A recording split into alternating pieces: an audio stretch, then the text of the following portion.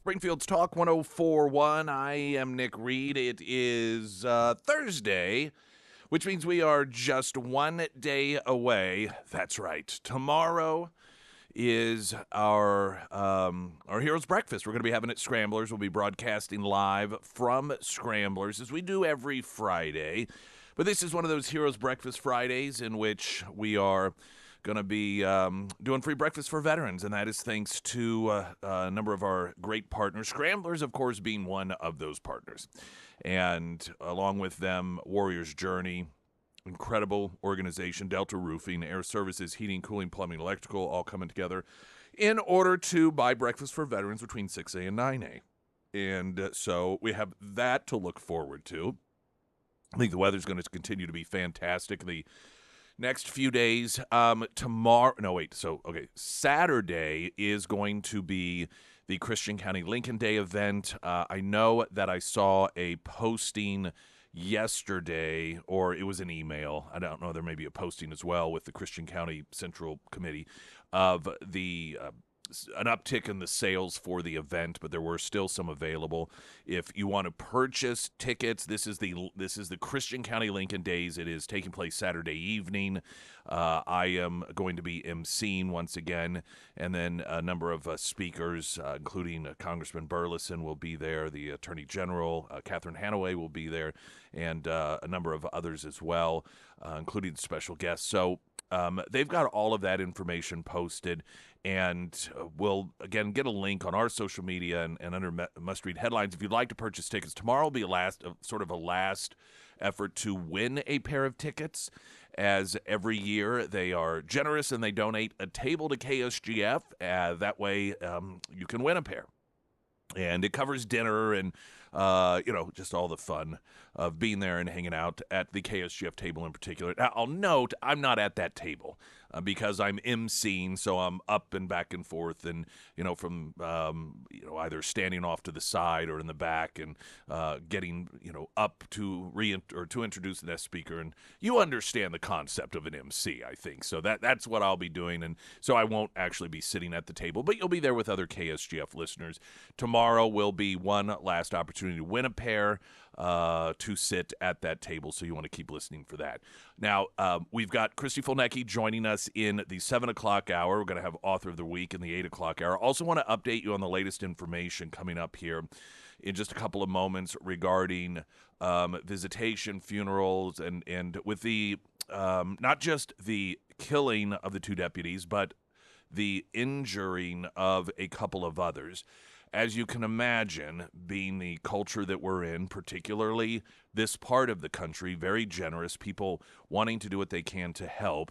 And that, of course, leaves open a window for people that want to fraudulently take advantage of people's generosity and desire to help out the family members of those who have been left behind. And we're talking scams. And it is very easy to pull these scams off. Anyone can set up any sort of different, so-called charitable entity and get set up a fundraising page and look completely legit, that they're raising dollars in order to go to this family or that family. And so you've got to be careful when it comes to that. Now, there have been, there's one in particular, and we'll get you the name of that has been noted as a legit source of collecting. I will tell you also that I've had a conversation yesterday with Luke and Heather Davis, the owners of Vineyard Market, and they have a very close relationship, with all of these folks. And so they just immediately, with a number of others, have some things underway that are going to be coming up a few weeks down the road. They've already got a lot of the groundwork laid for a bit of a sort of a community coming together event with, I know, some other businesses as well. And Luke and Heather on Monday, they're going to join, they're going to come into studio to talk to us a little bit about that, so you can have a heads up on it. And we'll also be talking about the happy hour that we will have that Friday. So that isn't tomorrow, but the following Friday, we will have a happy hour at Vineyard Market. And just, want to give you a heads up on all of that as it develops, because again, there's going to be a lot of completely legit businesses and organizations that are going to be wanting to help, that are going to perhaps, on their own set up a sort of fundraisers.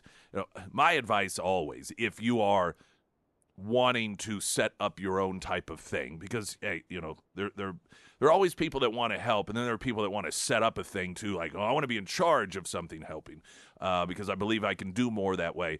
I always recommend that you reach out to like Christian County law enforcement and say, hey, here's what we're wanting to do. What can we do that is going to be most meaningful to the families, or sort of lead us in that direction? Because oftentimes we think we know what people are going to need, we think we know what's going to be helpful, but we don't really know necessarily in what areas those needs are. Sometimes needs that we think of are taken care of, and then other times there may be these beliefs that hold on a sec, what are you doing here? Okay, so we're good, or we're testing? Okay. I'll explain what that on my conversation was here in a moment. But point being is, sometimes things that we think we're helping, we're not, and then vice versa. So we want to make sure that everyone that wants to help out in a meaningful way does so, and doesn't accidentally find themselves putting forth those efforts in a way that aren't meaningful. Now, I was talking to Sarah because she handed me the weather, and then said, hey, go to a break.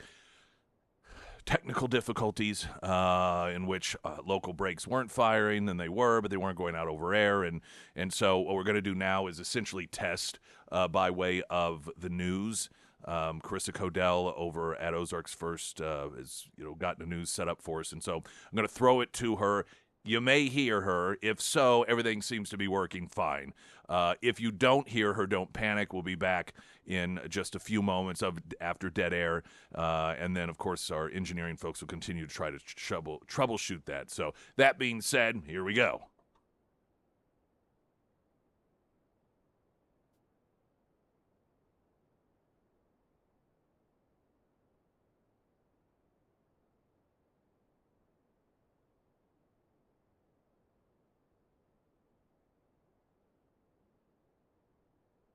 All right, clearly not working. So this may be a marathon show with no advertisers and just me talking for 3 hours straight.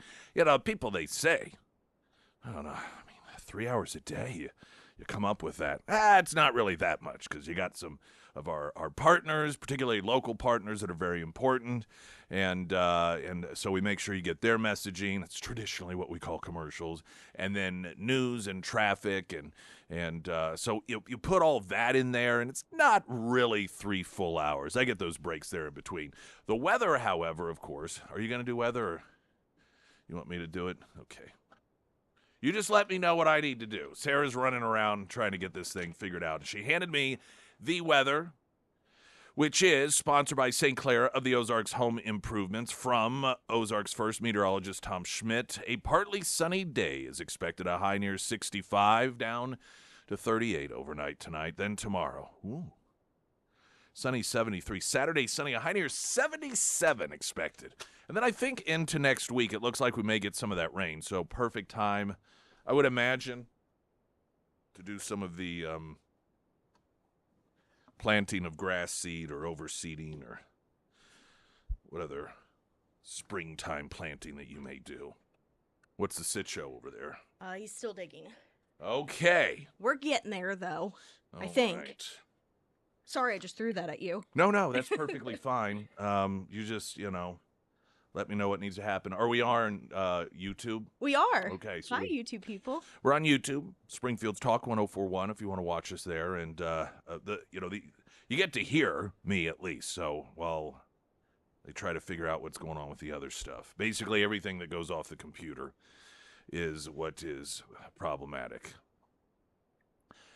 There was a story yesterday. This is when I'd normally go to a break. I'm not going to. I'm going to transition straight into the first story here. In which the Cuban government informed us, hey, we shot up a boat filled with some people, and we killed them all, and that boat was registered in Florida. Now, immediately, this conjures up a lot of different thoughts and reactions, obviously. You've got, I'm just, when I hear a story like this, I'm thinking, okay, what are all the lines of thought that are currently going on out there? And I imagine that some people think, well, this is retaliation for what we've been doing in Venezuela. That we're taking out their drug boats, and of course, the detractors from that approach say, well, now, you don't know, they could just, in fact, some Democrats claim they were fishermen, that Donald Trump and Marco Rubio and Pete Hegseth were just sitting around thinking, you know what would be hilarious is to kill a bunch of Venezuelan fishermen that are just out there looking to catch some fish in order to feed their family. Let's take them out. That was literally the propaganda that many Democrats were spreading. And then it became very clear that that isn't what was going on. And so, that particular criticism dropped. You combine that with the fact that it really, after a while, diminished the line of people that were willing to do that job. You eliminate a significant number of them, and then that line, like, hey, we got some job openings over here, and they're like, excellent. We don't have many job openings in a socialist country. This is awesome. What's the job? They're like, well, you like to fish? They're like, you know what? Never mind. I'm okay. I'll be fine after all. And the combination there had, led, of course, to a diminished number of these boats trying to traffic drugs into the country. And so you could see people thinking, oh, is this Cuba's way of going, hey, well, yeah, now you can't blame us, just sort of poking at us a little bit, trying to make a point, giving Democrats the ability to make some sort of point, saying, hey, well, how can we criticize them for doing it if Donald Trump does the same thing? Marco Rubio yesterday addressed what little information that he had. Now, this is, I'm just going to tell you in this just over 60-second clip of his responding to the initial news. It was a C-SPAN feed, and it sort of cuts in and out towards the end, and I thought about editing it so you didn't, but I thought, no, I'm just going to leave it in there. Some of it, towards the end, again, cuts in and out, but this is Rubio at the time addressing the reports that the Cuban government had taken out this Florida ship of people that it appeared to be a civilian ship. So this morning, we were made aware by Cuban authorities of an incident off the coast of Cuba. We immediately began to look into it. As it stands now, the Department of Homeland Security, the Coast Guard, others are involved. The majority of the information we still possess is what Cuban authorities are providing, both the public and the U.S. government. We have our embassy on the ground in Havana working this as we speak, asking for access to the people that were on those vessels, if they were American citizens or permanent residents. According to the Cuban regime, the boat was registered in Florida. We're tracking that down. We will know shortly, and we will know quickly, many more facts about this incident than we know right. The majority of the facts by Cubans. We will verify that independently. As we gather more information, then we'll be prepared to respond accordingly. I'm not going to speculate, because I'm not going to opine on what I don't know, but we're going to find out exactly what happened here, and then we'll respond accordingly. All right, again, that was in the C-SPAN feed, was cutting in and out. Marco Rubio, I'm taking it very diplomatic. Hey, we don't know. Here's what we know. Appears to have been a boat that was registered in Florida, and the Cuban government's like, yeah, we took these folks out, and so, hey, we don't know what's going on. And we're going to wait, find out. The New York Post has some updated information on this, and it appears as if this was a boat that was occupied by potentially 4 individuals who were potentially trying to liberate Cuba from the communist regime that currently has its hold over the Cuban people. The headline in the New York Post this morning, truck driver killed on Florida speedboat by Cuban guards fell into obsessive and diabolical quest for country's freedom, according to his brother. A truck driver who fell into an obsessive and diabolical quest for Cuba's freedom was one of the 4 passengers killed on the Florida-registered speedboat that allegedly infiltrated its waters and was shot at by the country's border guards. Michael Ortega Casanova became so obsessed, in quotes, with the plot that he and 3 others killed on the stolen vessel, quote, didn't think about the consequences nor their own lives, according to his brother, Michel. Michel, who spoke about how Cubans have endured great suffering, said his family was in the dark about the operation, which Caribbean authorities defined as an attempt to infiltrate the country to end terrorism.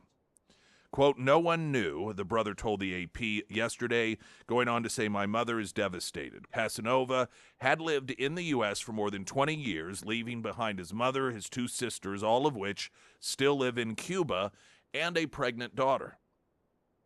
On top of the 4 killed, 6 people were injured in the shootout, and the boat was armed with assault rifles, handguns, and Molotov cocktails, according to Cuban authorities.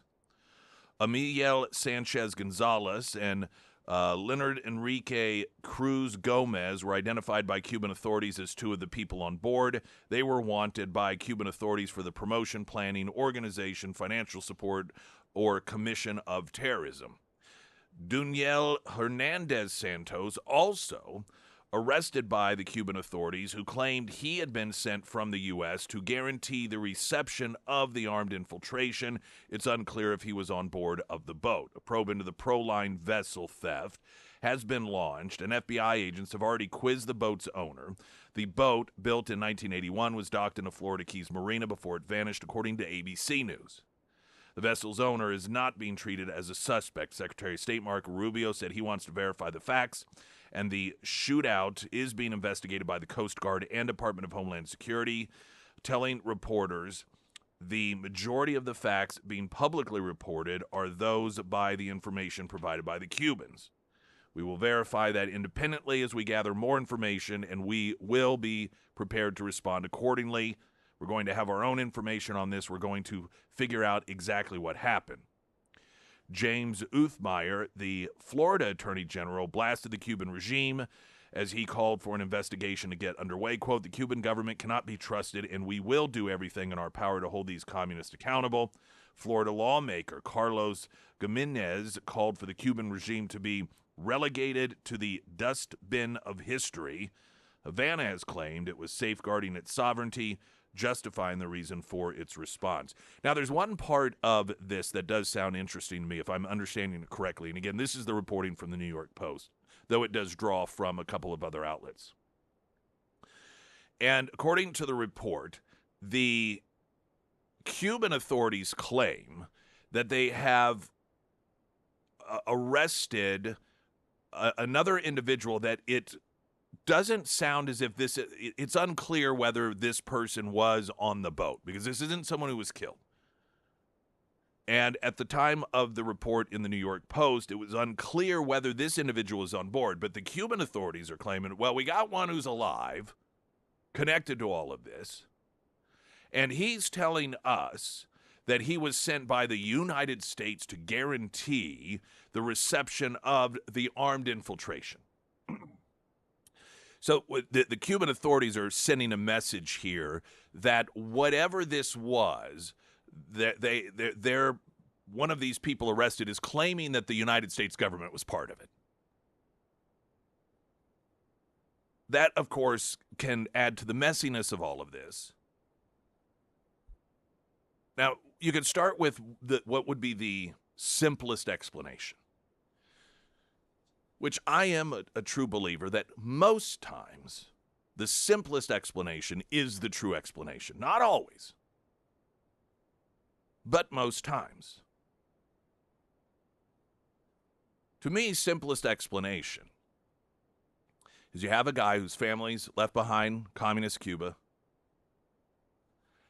Like anyone who has either fled Cuba under the communism, socialism regimes, or has been born here in the States from family who fled, and so they, have passed down the stories, explained to their children born here in the United States the realities of socialism and communism and the evils of it.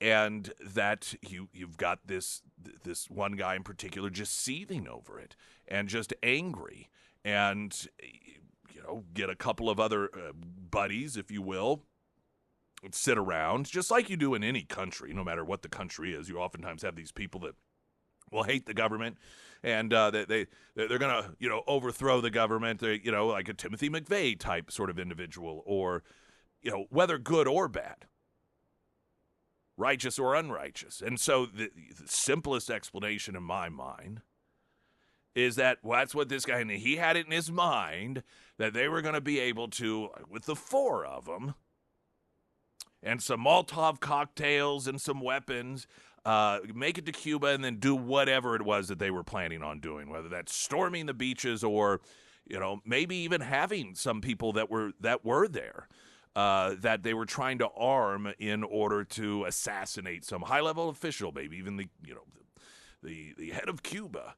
just in terms of what their planning was.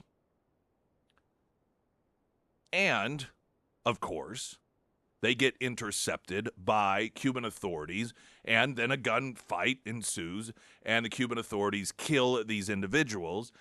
And simplest scenario is one, in all likelihood, these individuals had nothing whatsoever to do with Cuban or with the American government. But the Cuban authorities clearly are not going to waste an opportunity to paint the U.S. as evil and the big monster that is trying to take Cuba. But, here's an opportunity for the leadership of Cuba to portray itself as stopping the great United States. Here, much like the Bay of Pigs invasion during the Kennedy administration, you have Donald Trump's laughable version that's even more pathetic than the Bay of Pigs. And here they try to send this pathetic little boat with four individuals and a handful of weapons and Molotov cocktails, and just the snap, easy. Didn't even have to put down our coffee in order to mow them down in a hail of gunfire.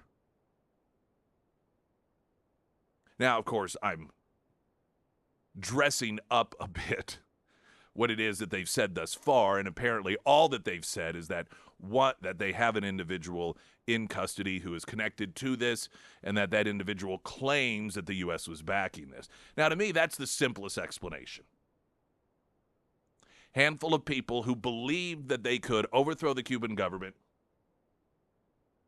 got killed in the meantime, and the Cuban government thought, well, clearly we're going to just blame this on the United States. And one, to demonstrate that they're evil, they need to, Donald Trump, they're right, he's just trying to overthrow governments left and right, and then at the same time present themselves as defeating the United States in their effort. So you could have the circumstances of this and being accurate in terms of the actual action, but the motivations and the connection behind with the United States as being alleged by the Cuban government as being total and complete hogwash. And so whether it's Marco Rubio or a member of Congress from Florida who, you don't want to stereotype, but based off the last name, could have ties to Cuba, or at least the Hispanic community, the Latin community, the Cuban community, understands that, clearly we can't trust the Cubans on this. Doesn't mean that these people were just out there fishing and innocent as can be, but that also doesn't mean that the United States was behind this operation. Doesn't seem, if we were determined to try and overthrow the government, this would be the way that we would go about it. Unless, of course, we were trying to somehow lure the Cubans into taking out innocent civilians as a precursor for us going in and then overthrowing the Cuban government. I suspect that could be a line of thinking that some people might chatter about if much more comes of this. Yes. All right, we're going to go ahead. Those of you who have only tuned in the last 10 minutes or so aren't aware that we earlier in the we've just been having some technical issues since midnight in terms of local commercials going out over the air and so forth, and so as we are in the show, testing this. And so what I'm going to do at this point, try to throw it to traffic.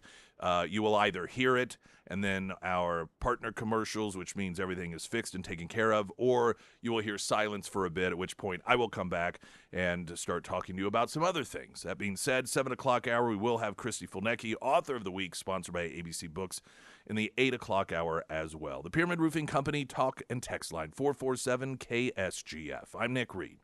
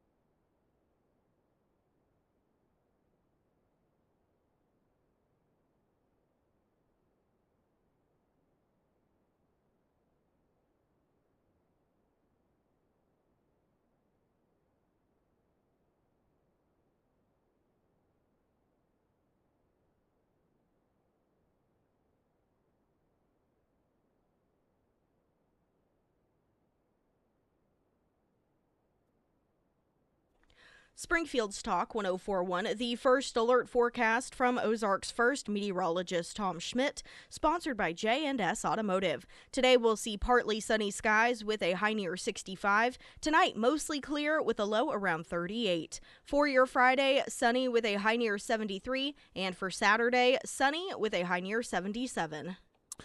There was a hearing yesterday in the Senate regarding the confirmation of Trump's pick for the Surgeon General.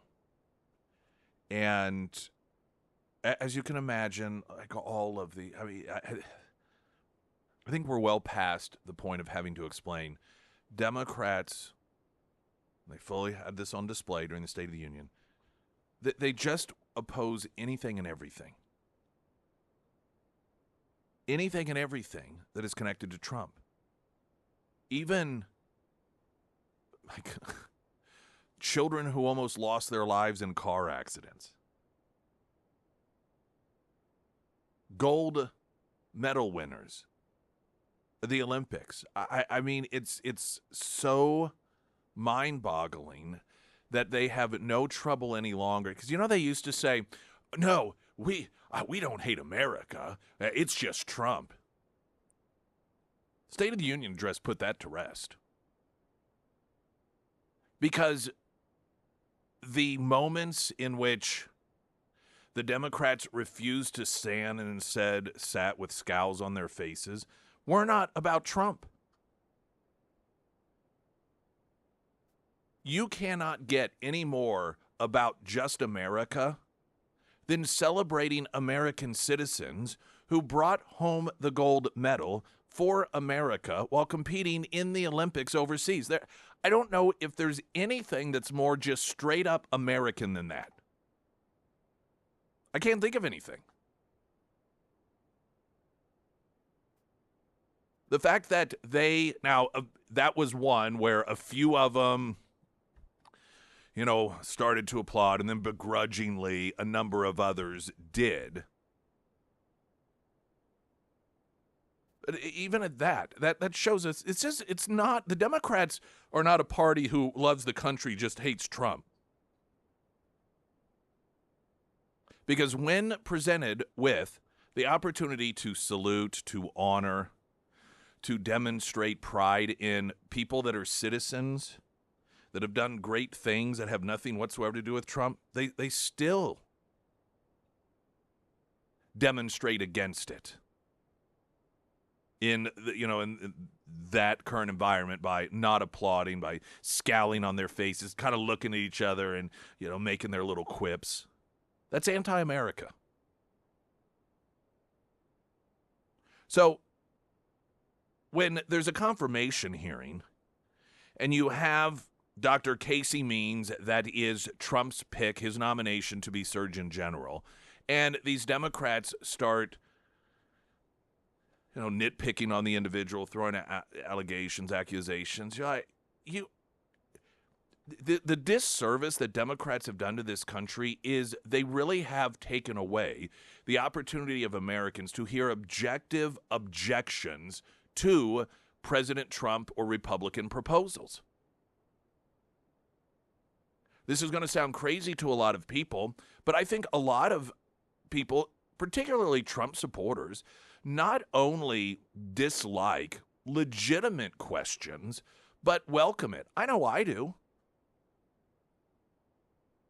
I want to live in a country in which the President of the United States, be it Trump in this instance, proposes things, that there are legitimate voices that have the ability, intellectually and emotionally, to evaluate it and to maybe point out some of the areas of concern, to be like, actually, I don't think this is a good idea here, and here's why. That is a healthy thing. The problem is because Democrats have demonstrated that rationality makes no difference. The issues make no difference. It's just whatever Trump says, we're against it. We're going to tell you it's evil. Is that denies the American people an outlet to counter legitimately the opposition, to offer up any sort of potential thoughts that are based in reality that say, hey, these are reasons that it may not be a good idea. And that isn't to say that there haven't been instances in which maybe some Democrats do that, but they have discredited themselves so much that you don't know. So you just can't even listen to them. Everything they say they have tainted with their own hatred. Bernie Sanders used his opening statement to accuse the Trump administration of spreading misinformation, particularly when it comes to things that are medical. This is the Surgeon General. Now, how long did we all sit through what we would learn were brazenly made up lies in the name of protecting us from COVID? From people like Bernie Sanders and the previous administration, with Joe Biden's Surgeon General. Fauci himself admitted that so much of the disinformation, like the 6 feet, had absolutely no science, zero. Not even bad science or faked science. They didn't even bother making up any science. He's like, yeah, it's just an arbitrary number, just made up. To have any elected official that has long told us to worship the words of people, as long as it's a Democrat administration, to worship the words of somebody like Fauci that himself has admitted he was spreading disinformation, to criticize a nominee from President Trump because that administration spreads misinformation. You have zero credibility. And to my earlier point, that doesn't mean that there hasn't been any misinformation spread. The problem is there really aren't any, at least on the Democrat side, legitimate voices that we can listen to evaluate that. You know, it's the irony of hating Trump so much that you call him a liar at every step, is that when he may really say something that isn't true, whether it's a lie or not, thinking people recognize we cannot believe you when you say he's lying because you always say that. There was a back and forth that took place, and we're going to get a traffic update, and then I want to play some audio between Senator Mullen of Oklahoma and Bernie Sanders, because it really, there's two exchanges in particular that are a massive highlight of just the overall mindset problem that we have in Washington, D.C., some of which we've talked about in the past.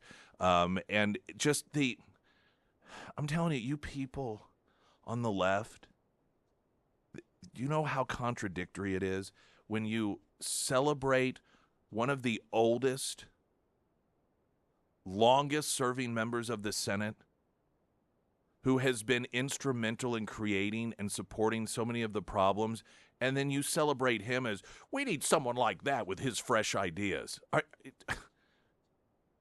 Do you understand what a contradiction that is? A traffic update, I'm Nick Reed.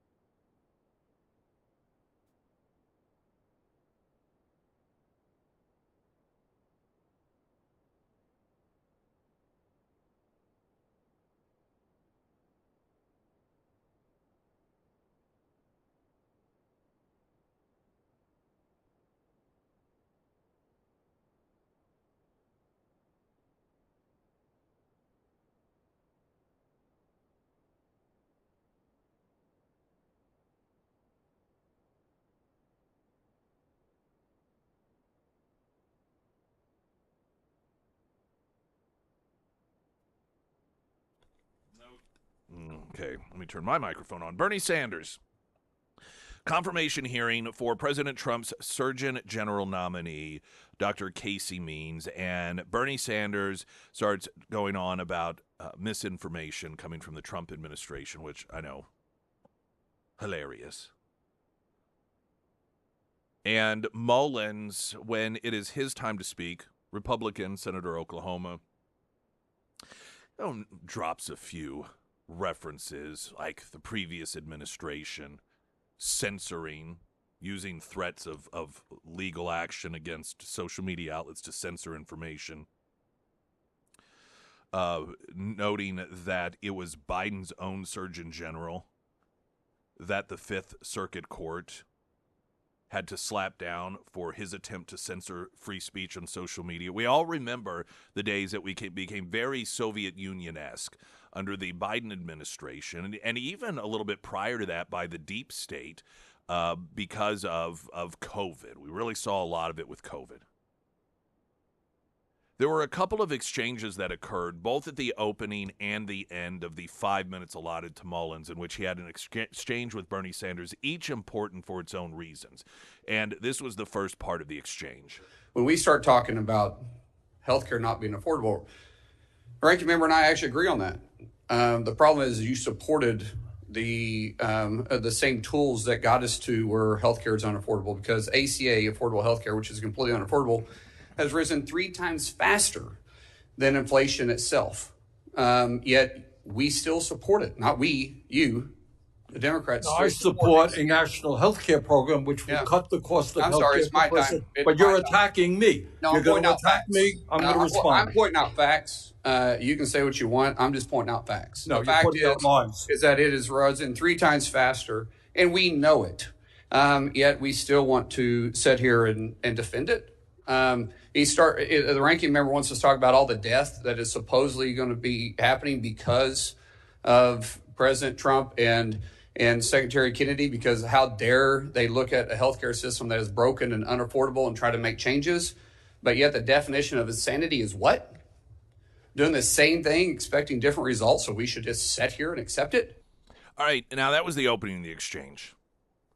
Two noteworthy aspects of this, and that is Bernie Sanders leading the charge of straight up lying about the reason we have Obamacare, also known as the Affordable Care Act in this country. And that's because Democrats, no Republicans, fully Democrats pushed it through. And in fact, there were a number of Democrats that were against it until they were strong-armed. One of them, it was called the Louisiana Purchase, because you had Mary Landrieu, who was a holdout senator from Louisiana, and so there were a lot of deals made for her and things that she could get for her state in order to switch her vote.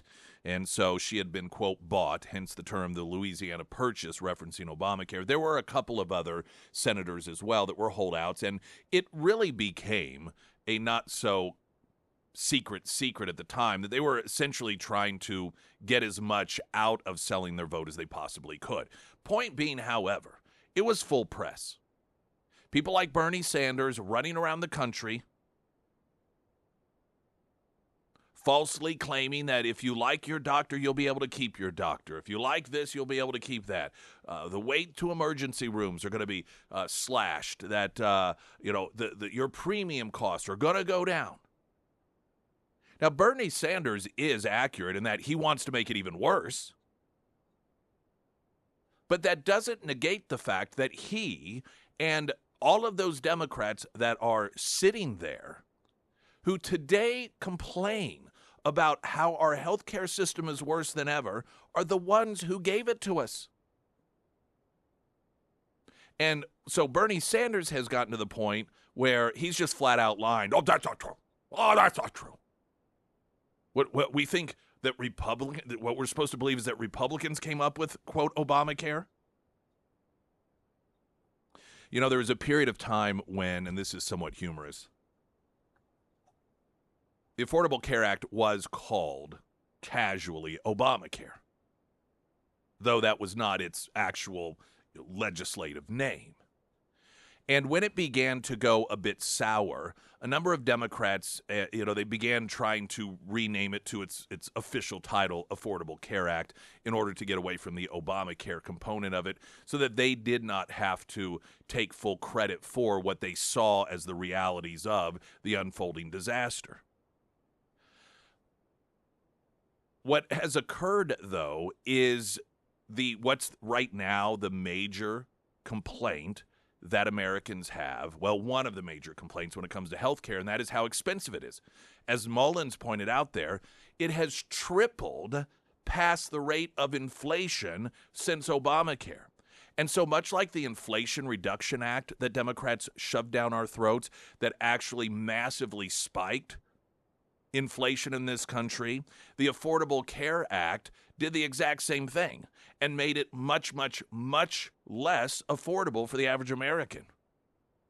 And so whether it is the more casual, informal name of Obamacare or the actual name Affordable Care Act, they're both very, very inconvenient for Democrats who forced us into this system that has caused more problems in terms of medicine in this country than any other legislation ever came close to. Going to take a quick break. One other bit of audio from the exchange coming up. I'm Nick Reed.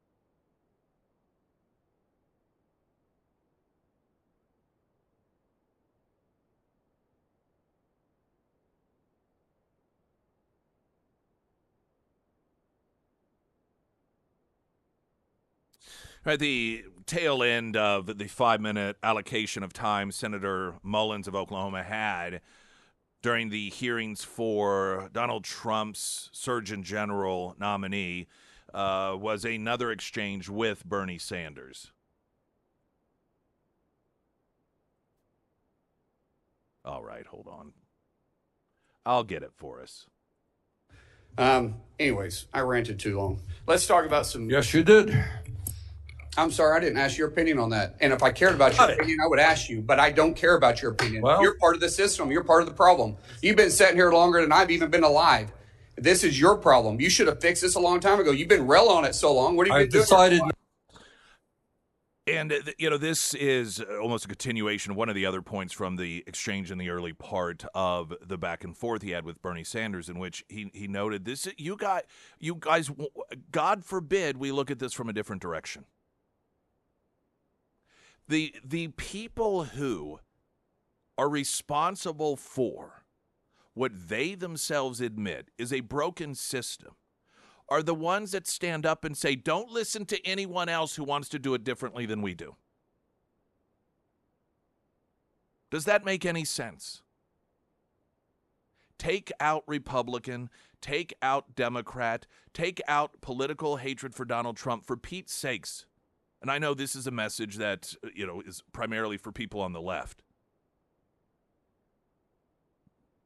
You can't get out of your own way on this stuff.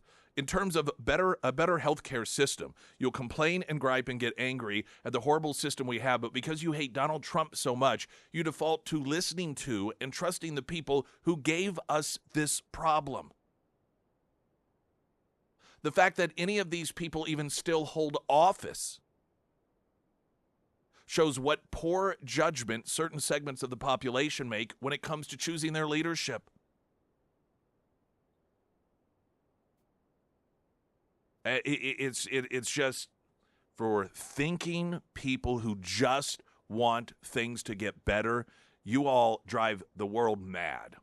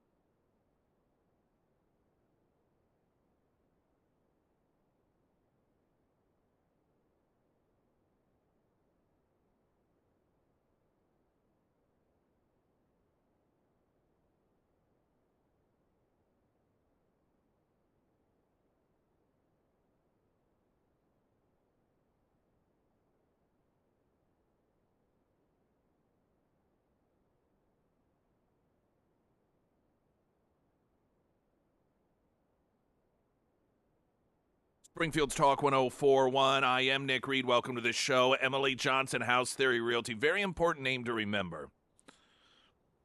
If you want to know the best, be familiar with the best when it comes to home buying and home selling, then that is a name that needs to be top of mind. Of course, if you're a listener to this program, and especially if you listen when we're out at Scramblers on Fridays, or you happen to be out there, then you are probably familiar with her.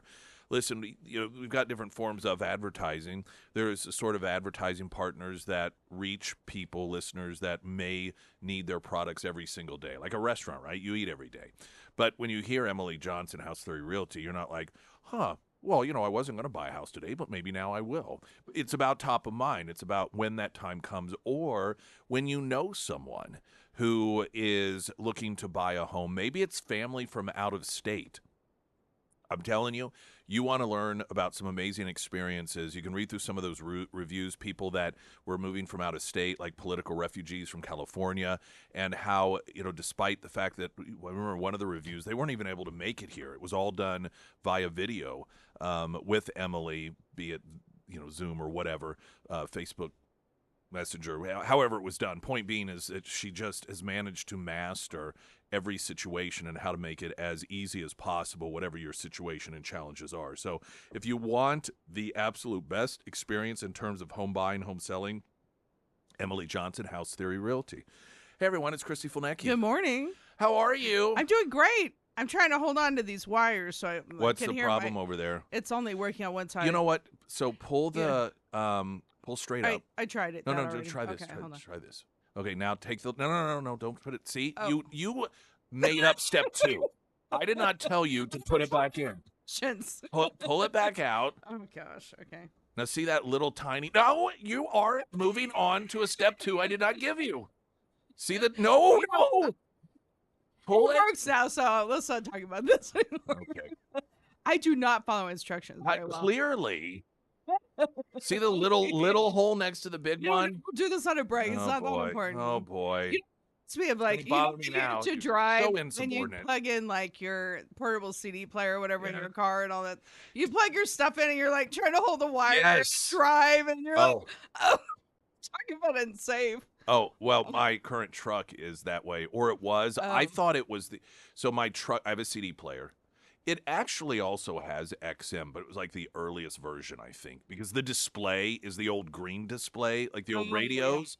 And so I don't utilize it. It's a 2009, but it has an auxiliary port to it. Yeah. And I had bought a Bluetooth that you could plug into it, and it would only come out one speaker in the front driver's side. Now, my back 2 speakers just don't work at all, but I'm like, I'm not back there, so the front 2 speakers. But if you held it in a certain way, then the passenger side speaker would come on.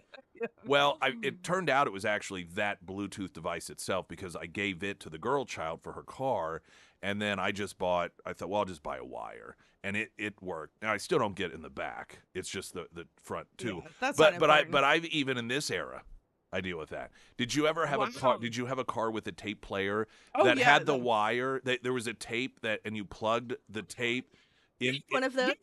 into your portable CD player. Yeah. That was yeah. that was like, look at me, I'm picking up chicks. Like what CD you want to listen to? Still with any of that stuff now. They don't get to. That was awesome. Stick shift and all that stuff. Oh yeah, I had a stick shift, and then you still had all the wires and do all that stuff. Now that, I may have, because I had what year was it? I had a Nissan Maxima. I think it was mid-'80s. Everything was a voice on it. Like, it was this female voice. Door ajar, buckle your seatbelt. It had all of this. Yeah, it was very advanced. It's like an 87 maybe. I could be wrong. I had a sunroof. Yeah, mm-hmm. That was a Nissan Maxima, and it was very boxy, and it was a stick. I love sticks. Yeah, I really, really, really wish that my truck was one. I wish I had one. I can't justify buying a new vehicle just for the sake of having one. Yeah. But the problem is, next time I buy a vehicle, I'd like it to be relatively new, or a new truck. But just increasingly, they don't make them anymore. Yeah. I mean, I know there are a few options. To do the stick shift and hold the wire, so Yeah, that's all right. I'd sacrifice it. Yeah, that it's you know what that is? That's called Swerving? Are you that's doing? called No, I'm trying to do the stick shift and hold these two wires. I mean, like how am I without practice? I'm honing my skills here. We got weather in a moment right now, the latest news update.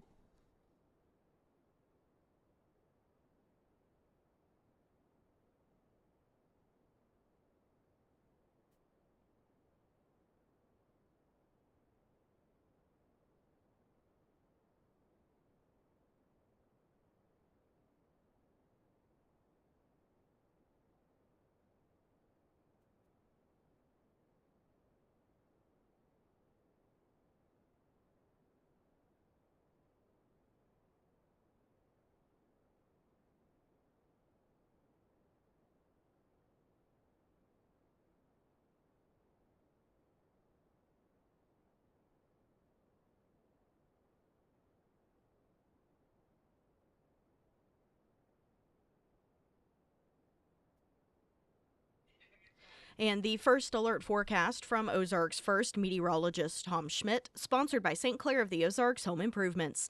Today we'll see partly sunny skies with a high near 65. Tonight, mostly clear with a low around 38. For your Friday, sunny with a high near 73. And taking a look at Saturday, sunny with a high near 77.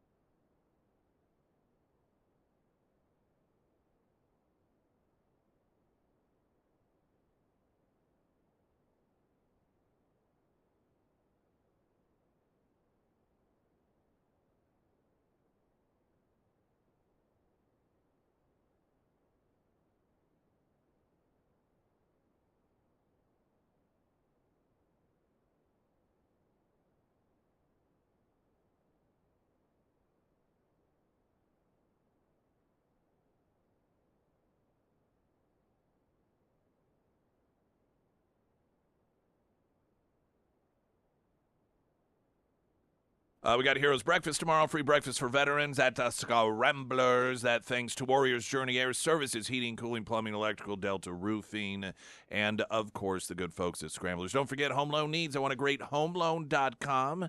If it's refinancing, if it is, Trump talked about the State of the Union address, lowest interest rates in 4 years that we're experiencing. So while the heyday of 3%, not there, still much better. And listen, you're not married to that interest rate. It's one of the very important lessons for people that try to wait it out. The longer you wait for lower interest rates, if those interest rates do come, that's more people that decide to get into the race, which means supply and demand, and you have more people looking for the same number of houses. That works against you. But you get in now and interest rates lower, you can always refinance for the lower interest rate. So just remember that you are not married to the interest rate. You're just dating it until something better comes along. I want a great homeloan.com because you do. Christy Fulnecki here. Yes, good morning. Good morning. See what you finished. Well, What happened there? Is it not working again? No, it's fine. All I just right. hold on to it. Boy, that was an epic State of the Union, huh? It's funny because I talked to so some awesome. folks that were Trump supporters, and even if you're a Trump supporter, State of the Union address, they're just not fun. And I think whenever a president does the first address, a lot of times you're curious, and so maybe there is a bit of excitement. But after a while, you're like, oh my gosh, it's going to be how long? And sometimes Trump supporters, they're supportive of him, but they also know that if he goes off teleprompter and is a little more, I don't know, ad lib, that he sometimes opens the door for criticism from people on the left. Oh, that's my favorite part. Well, but it does make some Trump supporters a little nervous, like, oh, what is he? And so I've talked to a couple, and it was funny because the sentiment was the same, that they didn't really watch it until they heard the reviews, and then they went back and watched it. They're like, oh, I heard it was really, really good. And so, and it was uplifting, and at the same time did fill in a little bit of blanks of anxiety for some people when it came to the economy. But I had to laugh at some of so Nancy Pelosi was on CNN being asked about it. And of course, that was my favorite part when he called her out. Yeah, I know. Yeah, that was awesome. One of the areas that a lot of people appreciated was the highlighting of, like the Olympic athletes and that was really good. And the individuals that were honored. I want to find with was it Medal of Honor? Let's see. It was the best of America. Yeah, it was. And so there was a lot of time really focusing on that. And apparently that was annoying to Nancy Pelosi. Here she's talking about it on CNN. I thought the speech was lazy. It's one thing to acknowledge patriotism and people getting well and everything when you have absolutely nothing to do with their courage or the rest, but you spend an hour and a half doing it. So, all of and you talk about, what do you want? She's complaining that Trump was highlighting all of these achievements for like an hour and a half, and he didn't have anything to do with it. So what? So now the complaint, because usually Trump is self-centered, it's all about him. Now the complaint from Democrats is, well, why is he highlighting these people? I mean, he didn't have anything to do with it. So what is it? Well, what and he do did you talk want? about all of his achievements, about stopping wars and everything else. Yeah, but when it came to highlighting the best of America and these moments showing us, hey, here are things we can all come together on, regardless of politics. Of course, Democrats refuse to do even that. They say they don't hate Trump, or they don't hate America, they hate Trump. What can be more? Oh, they hate America. What can be more American than American citizens winning the gold medal at the Olympics? And when they're bitching about that, and the fact Whoopi Goldberg said it was insanely rude for Trump to have the men's hockey team there because, well, lots of athletes won gold. So what? We're not supposed to have it. I mean, just the stupidity of these people. Idiot. That same interview, I think it was with Nancy Pelosi, because the interviewer had said something about Pocahontas standing up and clapping at the insider training. And then Pelosi said, well, I'm for it too. And so I thought only Trump could get somebody accused of insider trading to support the actual bill. Yeah. I thought that's hilarious. Now, so we mentioned that 4 members of our military were honored with these medals, And there's Purple Heart. yeah, and so there was a chief warrant officer, Eric Slover. He led, let's see, Navy pilot Royce Williams, Korean War veteran, who was 100 years old, Congressional Medal of Honor. So, I mean, just again, the best of the best. Andrew Wolf, the National Guardsman, who was shot in D.C. So you have all of these people, and then this is the perspective of a Democrat congresswoman by the name of Kelly, Representative Kelly, regarding that part of the State of the Union.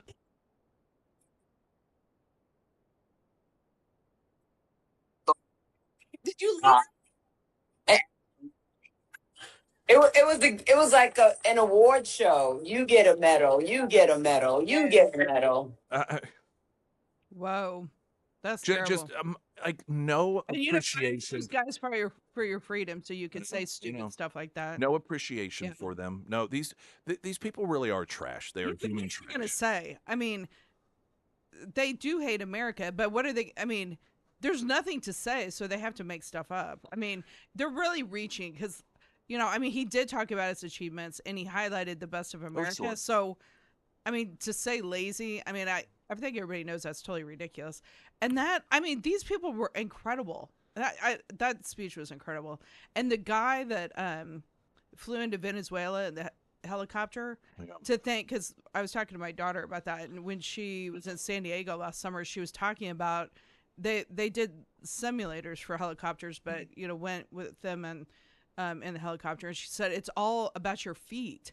So he was being shot at in his legs and his feet, and he was still flying. I mean, it's just these people are incredible. Plus, he looks like the Incredible Hulk too. He's so humongous. I know.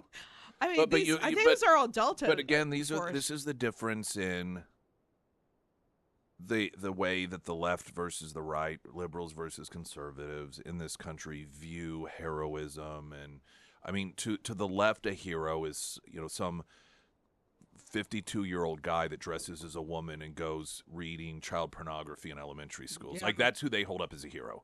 Or a human trafficker who gets a restraining order against him from his wife because he beats her, and is in this country illegally. Those are to them the heroes. But whenever heroes like that are on display, that you mentioned that were highlighted the stadium, they mock them. They mock. Everybody's getting a medal. Big deal. It's just a bunch of. It's just and Nancy Pelosi. Oh, it went on too long. I mean, why do we have to honor these people all this time? Why do people even vote for these people? I don't know. That's because so pathetic. Because they feel the same way. Yeah, right. I mean, they do. They feel the same way. And the guy that saved all those kids in the flooding, it was like 100-something people. I know. Or kids. I mean, that is really incredible. Now, but that's not a hero, somebody who stands in front of the VA with the sign on Republic Road screaming at traffic about Trump being an Epstein guy. I mean, those are the real heroes. Yeah. Those are the ones that should be receiving the awards. Oh, yeah, and they got really or who chase ICE around and film them, and, those are the real heroes. And the girl that detransitioned, and I mean, how do you not even clap for any of this stuff? It's just... As Trump said, and he's right, because they're crazy. Yeah. They really are truly crazy. And it was hard to tell. I think, did he say that? I was trying to remember when they were yelling at him, because it started getting louder and louder, and I think that's when he said that. I wish I could have seen more. I mean, you could tell, I was watching on Fox, but I wish I could see more of the crowd and the reactions and stuff. And then to see people asleep, the Democrats asleep. I thought, you have no shame. And you are getting paid to be there, and you are falling asleep. The Democrats do themselves harm in these situations because they cannot control their own emotions, which, in my opinion, I don't care who you are, whatever your political ideology is, you should not be in the position to make important decisions if you are unable to control your emotions, just when it comes to dealing with political opposition. It's different if somebody kidnaps your child and, they're demanding ransom. And, obviously you've got these extreme situations where your emotions are running rampant. But these people, I mean, you're talking about a State of the Union address and dealing with Donald Trump. And if you are so unhinged that you cannot control yourself, you should not be allowed to make decisions for the country. But they are. But here's the thing. If they were able to control their emotions and they went to the State of the Union address and acted like normal people. When Trump talked about policy, didn't necessarily applaud, but when it came to our American heroes, applauded. When it came to protecting American children, applauded. When it came to honoring American citizens who win gold medals, applauding. If they had done it, see, in their minds, they think that makes Trump look good. But if they had done all of that, then really there would not be a whole lot of discussion going on about the State of the Union. Yeah, there wouldn't be too much. Because it used to be like that. All sides would stand up when it had to do something with a patriotic American. But instead, this behavior is going to be used as a reminder up until November as to whom it is that Democrats think that they represent. And and Trump, I mean, just absolutely brilliant, doing all right, let's all stand up. Who here recognizes your job is number one priority is America and our government protecting Americans first, and then everyone else like not first. And if they had just stood up, then it would have been fun. It would have been done and over with. But no, because they can't help themselves, they are so irrational and hysterical and raging. And so immediately that I mean, those are campaign ads right there. I know. I was just gonna say for November, and it showed that they are not on the side of America. They do not see themselves as elected in order to represent Americans. They acknowledged it there at the State of the Union address. Yeah. And after he said that, I thought when he said, "Now stand up for this," I thought, did he come up with that or his speechwriter? But some of that was really brilliant. I mean, to specifically say that. And then I think, obviously, like the Pelosi thing or saying crazy, that was just natural for him, I think. But I thought, for once, we finally have somebody that sticks up for us and calls them out. Because, if that would have happened with any other Republican president, they wouldn't have called them out and specifically said something about them. And as as so much of this was, particularly the forcing them to either, there's one thing that I would have added in there, just one, and that was calling for a moment of silence for and I would have listed the number, the 8,500, however many people, I wouldn't have even said American citizens, but the victims of those criminals who were not even supposed to be in this country in the first place, and call for a moment of silence. And do 60 seconds to see, would Democrats have hollered? Would they have not done a moment of silence for murder victims? I mean, I think that really, and if they did, because in their minds, if they did the moment of silence, then they're acknowledging that some of these illegal immigrants are murderers and rapists, and they don't want to do that. Yeah. So it would have put them in a real bad situation. But at the same time, what are they going to do? Yell and holler? I would have loved to have seen what would have happened if he had done that. I think it would have been great. I mean, the gall of Omar to sit there and do that after the criminal wrongdoing going on and the fraud in Minnesota. I thought they really have no shame. But I mean, the ungrateful, entitled trash. Yes. I mean, it's terrible.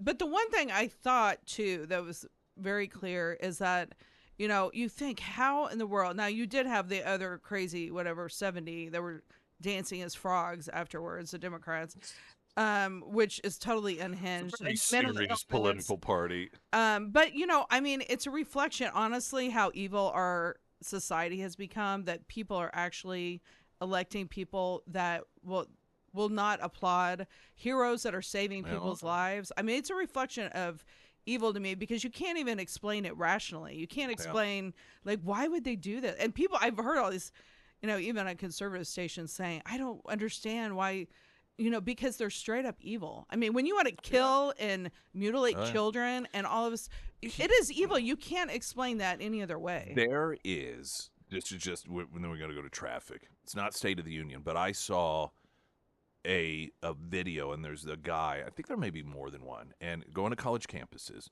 with a petition, asking students to sign a petition to stop the killing of unborn puppies. And they made up some, I think, company, we found out that this company, that they are taking dogs that are pregnant and they are and they kind of explain abortion. What they're doing is they go in with these forceps, and then they crush the skull of the unborn puppies and suck out the brains, and they're like, yeah, that is horrible. And then they sign it, and then say to the same people, okay, now we've got another one here, Yeah. and it's the same thing, but it's unborn babies, and they're doing, and they will Sign will it, not yeah. sign them. Yeah, I've seen that too. Will not. Now, I know a lot of people are uncomfortable simply labeling certain behavior or beliefs as evil versus good and good versus evil. Oh, I'm not. If that isn't evil, Yeah. to where you have on university campuses, which are supposed to be these cultures of elevated thinking that believe that it is perfectly fine and virtuous,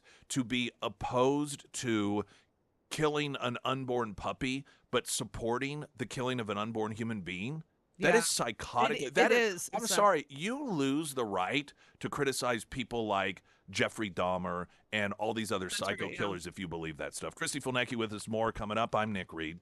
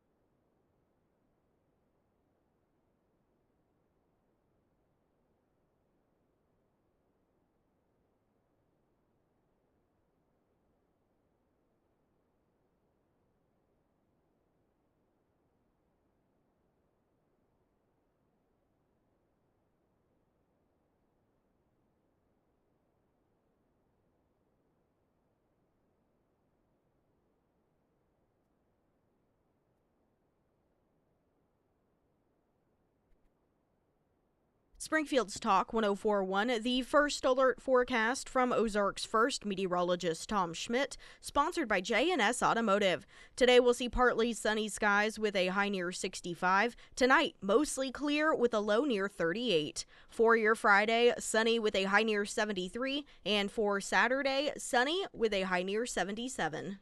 Hunter Hardscapes and Outdoor, don't forget, as we get into spring, you maybe want to spend a little more time outdoors, or you're getting tax refunds, or just wanting to improve the overall quality experience of your home, as well as putting more value into it.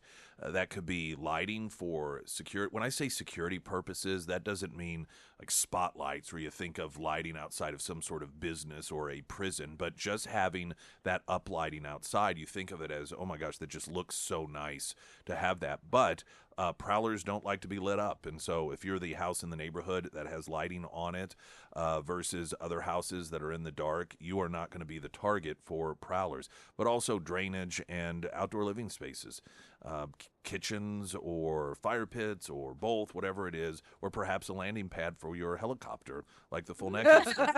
Hunter Hardscapes, yeah. HunterHardscapes.com, and also under Nick's endorsements at KSGF.com. Yeah, no, I talked to Daniel about it. He, if I remember right, he said, you really? yeah, I think he said they hadn't done one, but they can. Okay. So you need to have them do it, but have some sort. What is that called? Mosaic, where there's like little pieces of tile that when you look from afar, it's a picture. But Kiki the Comanche. Yeah, Kiki the Comanche in full Comanche garb. Just really, but you don't see it until you're from above. Oh yeah, yeah.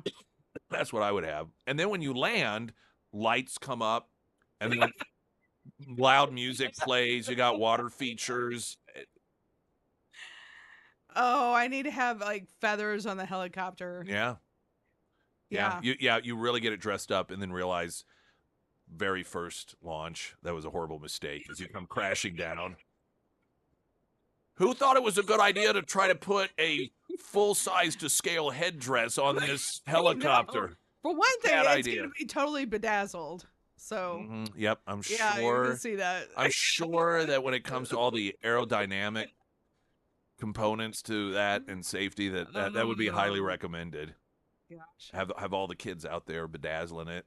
There's a blast. To these courthouses, I just had a trial in Jackson County. I'm in Kansas City. I'm all over the place. So I'm thinking, where am I going to land this thing? Wherever. Parking lot of the courthouse. I don't know if that's legal, but just wherever you want, I guess. Just look into that. try it on roofs. I know. Okay, so anyway, the good thing is, because I feel like sometimes we can be a little negative. Yeah. But the positive thing is that you have all of these people now, mainly Republicans. I hate to say Republicans, but as you could see, there was nobody else except for Fetterman that was standing up, that are fighting, and I would say Christians that are actually not dormant, that are standing up and fighting these people. But I mean, what a shame though, because I mean, Fetterman, I was thinking this too. Like I go through all of these things when because like those of us that love politics, we've been watching this forever, and every State of the Union is that I thought, okay, Kennedy, went across the aisle, and Tulsi Gabbard, and I thought, when is Fetterman going to become a Republican? Because it's funny. He was just asked this again. Oh, he was? Yeah. So I'll play it for you. Now, that being said, he has his moments in which he clearly is struggling with his ability to speak. Still, sometimes a more severe degree than others, and this is one of those examples. But ultimately, you get what he's saying. And he was asked, let's see, there's two parts to this I actually had pulled up. All right, so he's asked that question: would you ever consider flipping to Republican? I think this was CNN. And you still fully intend to continue to be part of the Democratic Party no matter what? We've talked about this. I know It's just it's like the numbers bear it out. I vote in the 90s%, that. I mean, you can look it up. It's a fact. I'm not changing the party, and I might clap for some things that I agree, but when you represent Pennsylvania, that's there. It's like, hey, we would all love like a blue state, then you can really just have to talk to one side. But for me, it's a special responsibility if you represent Pennsylvania that, we have to find a way forward. So, and what he's there's truth to this. And you can hear his frustration, but this is the world that the Democrats have created of authoritarianism, where you do not, there's no diversity allowed in the Democrat Party. Yeah. And he's like, I vote like 90+% of the time with Democrats. I'm in a purple state. Yeah, it'd be great if this were New Jersey or California, where one party rule and the Democrats have control of everything. But I don't. I have a responsibility here. And he's like, but what happens is, particularly there's some specific issues. He's not anti-Semitic, which is a huge problem for Democrats. Yeah, right. This is, I think, one of the there's two leading reasons they're trying to unseat him. One, he's not anti-Semitic, but also because he actually is willing to have a conversation with Republicans. Yeah. And he pushes back against the propaganda that Republicans are Nazis, that they're fascists. Right, yeah. He's been very clear about the danger of saying those things. And so because of that, it doesn't even matter to them, even in the media. Like, in their minds, the issues, that's not what matters. It doesn't matter if you're with Democrats on the issues, because you aren't compliant in demonizing Jews and Republicans and Donald Trump. So to them, that's what makes you a good Democrat, not whether you support the policies and, the vote 90% of the time, but are you lockstep in demonizing the opposition, and so that's where these two worlds are clashing. Yeah. Well, so I'm trying to remember, are there any Republicans in Pennsylvania? I'm trying to think that. Yeah, because I'm thinking too, what he might be saying is, I think the other so U.S. he can run as a Republican. The other U.S. senator is I couldn't remember. Yeah, he's a Republican, and I remember that because the two of them sat down and did an interview together, I think maybe with Brett Baer, on some particular issue, and had a conversation about working together and so forth. And so, Pennsylvania, I want to play this other audio because he makes another point, and this is where the extremists in the Democrat Party, they can't get out of their own way. And she asked him if he would accept an endorsement if it were offered from Donald Trump. Potential reelection, would you want President Trump's endorsement in Pennsylvania? What I'm saying, it's like anyone's entitled, but it's very strange. If anyone is a Democrat, I'm not sure. It's like the guy that flipped a red seat, and someone now, it's like now my record is solid Democrat. So, whatever's possible. So for me, where I'm at, here we are. Don't we all want the kind of Democrat that can flip a seat? That's the one thing that matters. There's no drama, who's going to be in California or in Massachusetts, where it is the states that really matter about the big dance. They all come down to those specific kinds of states. And now somebody, in Morning Consult a couple weeks ago, I'm up 15 points. All right. Now, as I mentioned before playing the audio, this is one of these exchanges in which he's having a particularly difficult time expressing his thoughts. But what he's ultimately saying here is, and it's so true, he's like, I flipped this. This was a red seat. You all are complaining that even though I vote 90+% with Democrats, because I won't call Republicans Nazis, because I won't call them fascists, because I'm not anti-Semitic, because I'm not crazy, you want to get rid of me, and you say I'm not doing enough for the party when I'm the type of person that flips a red state blue. Is that not what we want? And he mentioned, and I know his reference again, he was having a difficult time communicating it, but he's talking about California, New Jersey. He's like, if I lived in a state like that, it would be different. But I don't. I live in a purple state with lots of Republicans. So what do you want?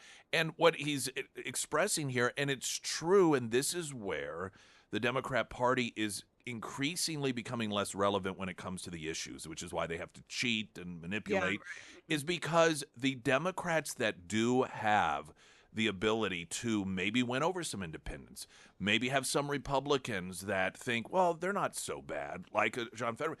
The Democrats want to get rid of them and put someone in who's more extreme that will alienate those people. Yeah.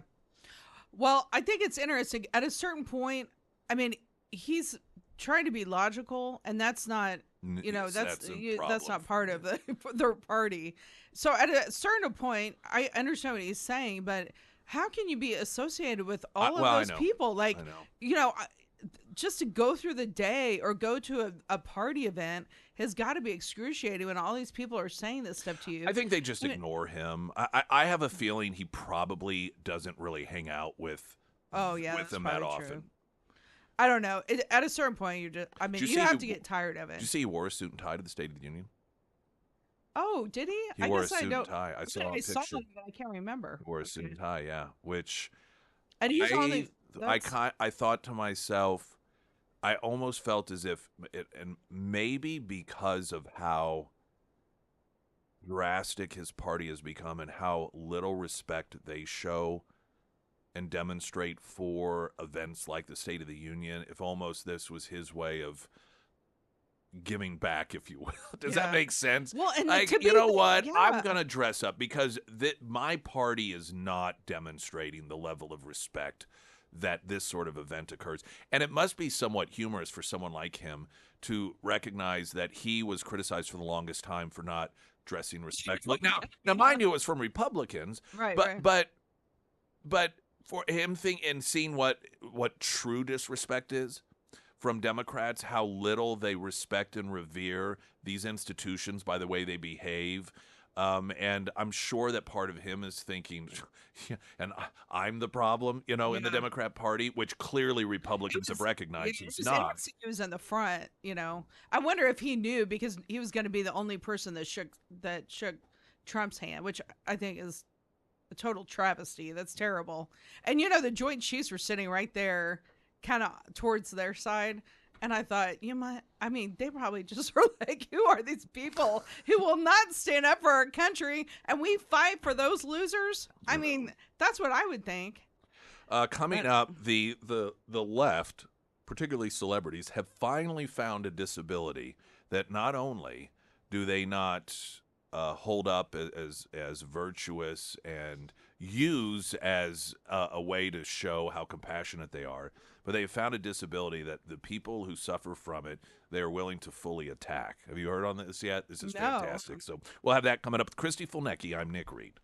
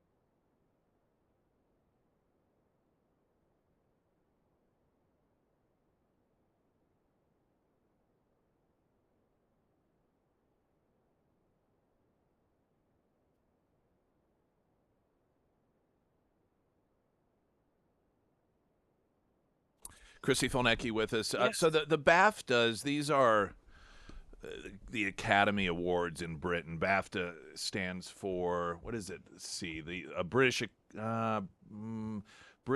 Academy.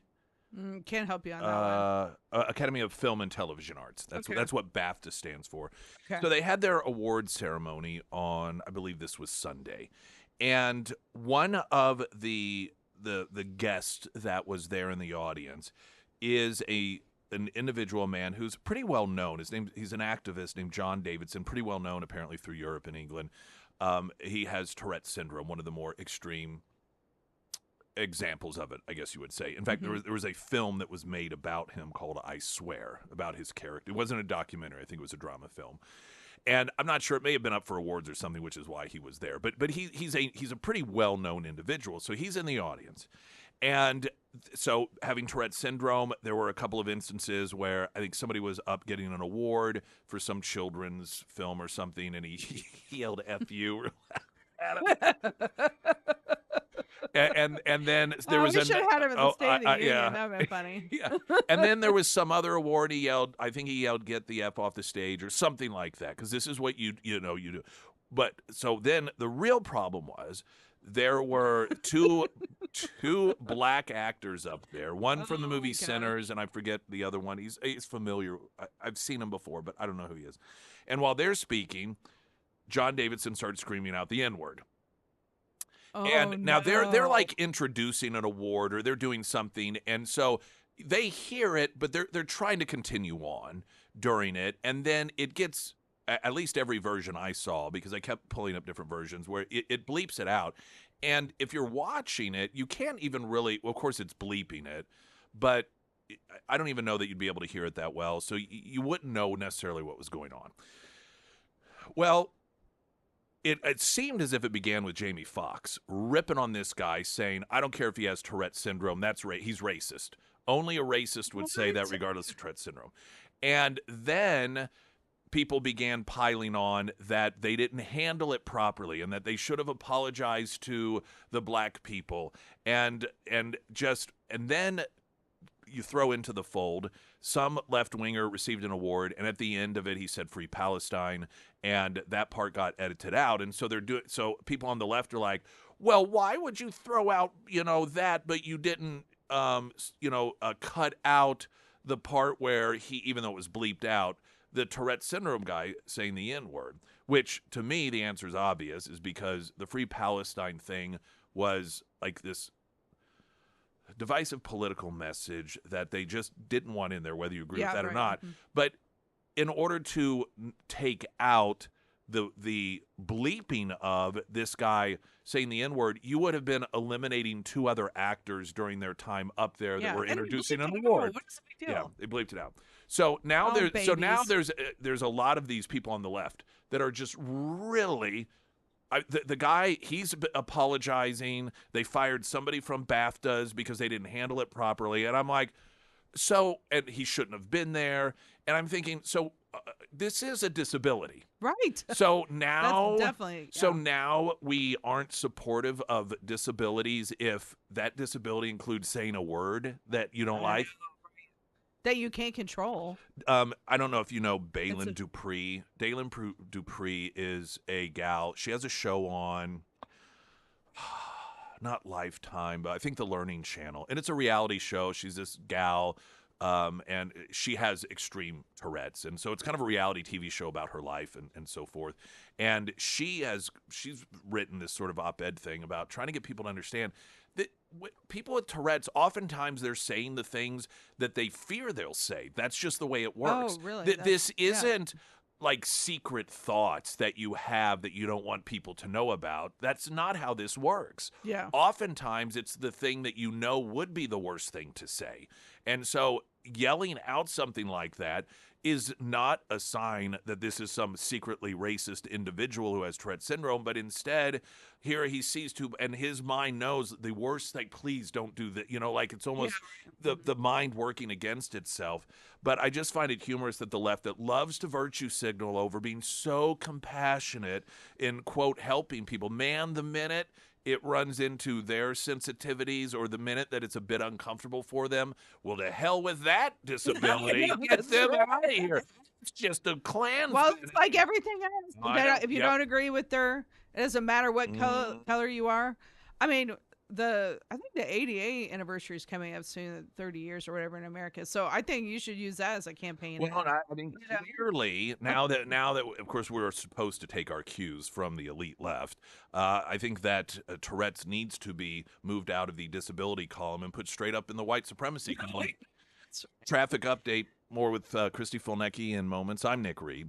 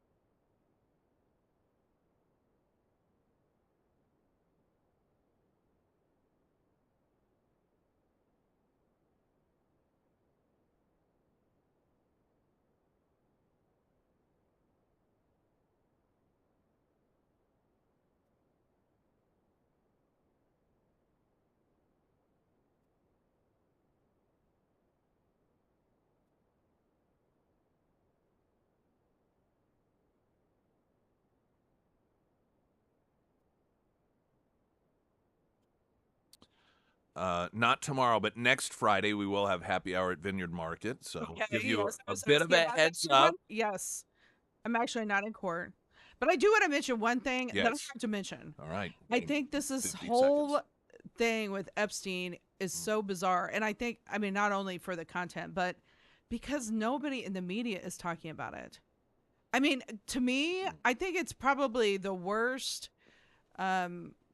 I mean, it's demonic, but probably the Well, most upsetting thing that I've ever seen in the news since I've been alive. Well, the reason they're not going on about it, and you probably know this, is because the information about Trump was either proven as just nutty people making claims, or it exonerated him. And there are a lot of Democrat-connected people that are in there. And so, Yeah. you know, they still right now have people on the left believing that Trump is somehow implicated. Yeah. So they just kind of want to leave it alone because they can't talk about it too much lest people find out the truth. Thank you, Christy Fulnecki. As always, appreciate it. News in 60 seconds.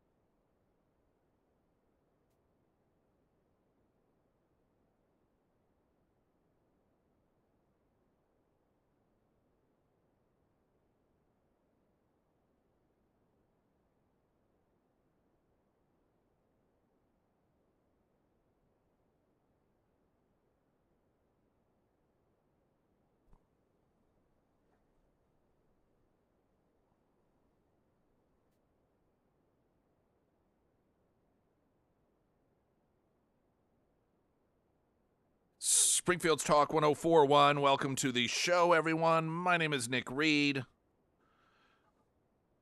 Tomorrow, we've got a Heroes Breakfast. That means if you join us between 6A and 9A at Scramblers and you're a veteran, you're going to get free breakfast. Warrior's Journey. They help make that possible, along with Delta Roofing and Air Services, heating, cooling, plumbing, electrical, and, of course, Scramblers. And every so often, Lori Rook is kind enough to join on with us. But even the days that we're, got other things going on, she oftentimes is out there. She's a great resource, of course, Ozarks Elder Law. And, one of the things I was looking through some of the different notations that I had jotted down as she and I were talking one day, and this really stands out. In fact, I have it in all caps. Do not give stuff away to your kids. And some of the notes I had taken during the conversation, particularly when it comes to like nursing homes, assisted livings, that Medicaid says you can't have any assets if you expect them to pay for long-term care, nursing home coverage. If you plan ahead, you can get assets out of your name or in a qualified status so that you don't have to pay out of your pocket or sell your stuff. But don't give it away in order to do it, because they will catch you and they will make you pay. Because what they'll do is they'll be like, oh, I see, you do have assets. You do have money. You're just trying to trick us. We're going to make you pay for that. There are legal ways. We're not talking about doing anything nefarious. There are legal ways that you can do that in order to protect yourself, your stuff, and not have the government come after you as if you're doing something wrong. But this is where you need Ozarks Elder Law to make sure that you do it properly. And, of course, they do just so many other things as well when it comes to taking care of yourself, loved ones, medical power of attorney, other forms of power of attorney when you die, when your loved one dies. There's just a lot of things that you may not even think of, but that's why the consultation's a courtesy. So you don't have to worry about paying a bunch of money up front in order to find out what it is you have to do and then how much that's going to cost. They'll let you know what the one-time fee is ahead of time before you actually do it after the free consultation. OzarksElderLaw.com is the site. Set up that free consultation, also under Nick's endorsements at KSGF.com. Visitation funeral services have been scheduled. I know Mike Landis, in fact, he'll mention it here in just a moment, but Christian County Sheriff's Office deputies Gabriel Ramirez, Michael Hislop, the public visitation is going to be held from 5 to 8 tomorrow at James River Church in Ozark, according to the Sheriff's Office. The agency said community members, law enforcement partners, and others who wish to pay their respects are encouraged to attend. Funeral services for both deputies are set for 1 p.m. on Saturday, also at James River Church. The Sheriff's Office said the service will honor the deputies' lives and sacrifices. This is the sort of time when there is a clear outpouring of not just care and compassion, but a desire to help family that is left behind, particularly financially. That opens the door for scam artists. Now, the Christian County 100 Club is a nonprofit organization that does provide support to the surviving family members of first responders killed in the line of duty. They have set up a fund for donations that will go directly to these families. So that is one that is legit. I'm sure there are others, and in fact, I had mentioned earlier in the show, Luke and Heather Davis, who own Vineyard Market, they're working with a number of businesses in order to plan a somewhat soon event that is also going to help out in these areas as well. They're wanting to make sure that, and they're coordinating, they're working and communicating with the right people on all of this. They'll join us Monday morning to give us a better picture of all of that and what that's going to look like. That way, we can make sure to get the word out so those of you that want to participate can do that as well. And we are going to have our own happy hour next Friday, not tomorrow, but next Friday. So we'll talk about that as well and then get the more important information out there regarding any ways that the community can continue to help out their families as so many understandably have just, outpouring of prayers and thoughts and a desire to help financially so that the families don't have to worry about that in their time of mourning. Now, all that being said, I don't know if this is appropriate or not, but our author of the week is going to be a repeat. I say that, I don't know if it's appropriate or not, just with death and the so close to home, these unexpected deaths that have occurred right here in the area. But we're going to have a repeat author of the week, and it is John Burke, Imagine the God of Heaven. Near-death experiences, God revelation, and the love you've always wanted. It was one of the most popular authors that we did last summer, and I thought maybe it'd be a good time to re-air that. So we'll have that coming up. Sponsored by ABC Books on North Glenstone. Now, the latest news update.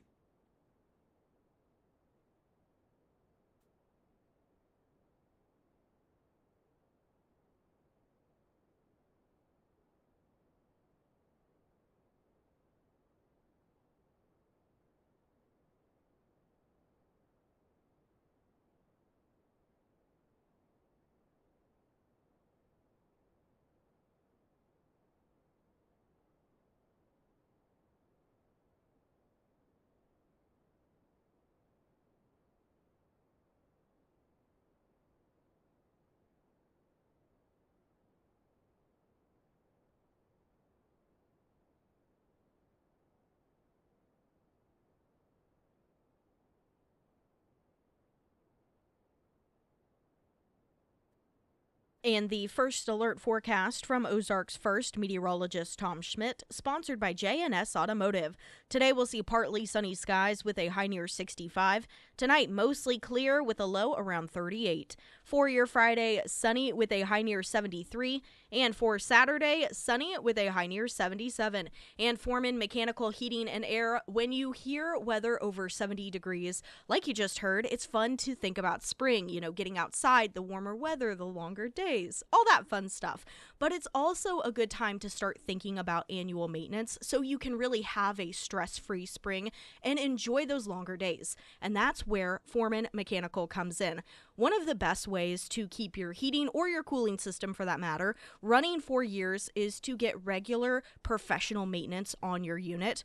If it's been a while since you've done an annual checkup, the Foreman team, they can come out, they can inspect your thermostat, they can calibrate your systems, do a good professional cleaning, and so much more. Get you all ready for spring, So if it is time to have the Foreman team out to your home, reach out to Russell today and schedule that annual maintenance. You can find all of the contact information for Foreman Mechanical Heating and Air under the Sarah's Endorsements tab at ksgf.com. I actually didn't see it until just moments ago that Heather went ahead from Vineyard Market, and she sent me information regarding the event that they are coordinating along with Cafe B29, which is next door to Vineyard Market. I sent it to you, Sarah. Oh, okay. But it is a sheriff's deputy fundraiser, and this isn't just honoring Deputy Gabriel Ramirez and Michael Hislop, but let's not forget there's Deputy Austin McCall and Joshua Wall, who are, still, they too were shot, and, they're dealing with some serious medical issues themselves, as are their families. And so those individuals are also going to be thought of and families helped at this upcoming event. So it will be with Vineyard Market and Cafe B29. It's March 29th. Now, that's obviously several weeks away, but the family is still going to be dealing with a lot of financial situations and hardships. That doesn't go away after a couple of weeks, obviously. And I know after my conversation with Luke and Heather that they wanted to, along with B29 and others, take a little extra time so that they can make it even more meaningful in terms of doing it right, so that could really maximize things and offer the most amount of help possible to the families. And every dollar is going to go directly to the families. And there is information. There's going to be a car and motorcycle show, live music, food, drinks, silent auction. So a number of different ways to entertain, have people, come together while doing it for a good cause and supporting the family, and ways to raise dollars. We'll get that link with that information, which also includes a Venmo donation through the Christian County Deputy Sheriff's Association for other donations up on our social media and Nick's headlines. Must read headlines. Okay, at ksgf.com. Author of the Week coming up next, sponsored by ABC Books on North Glenstone.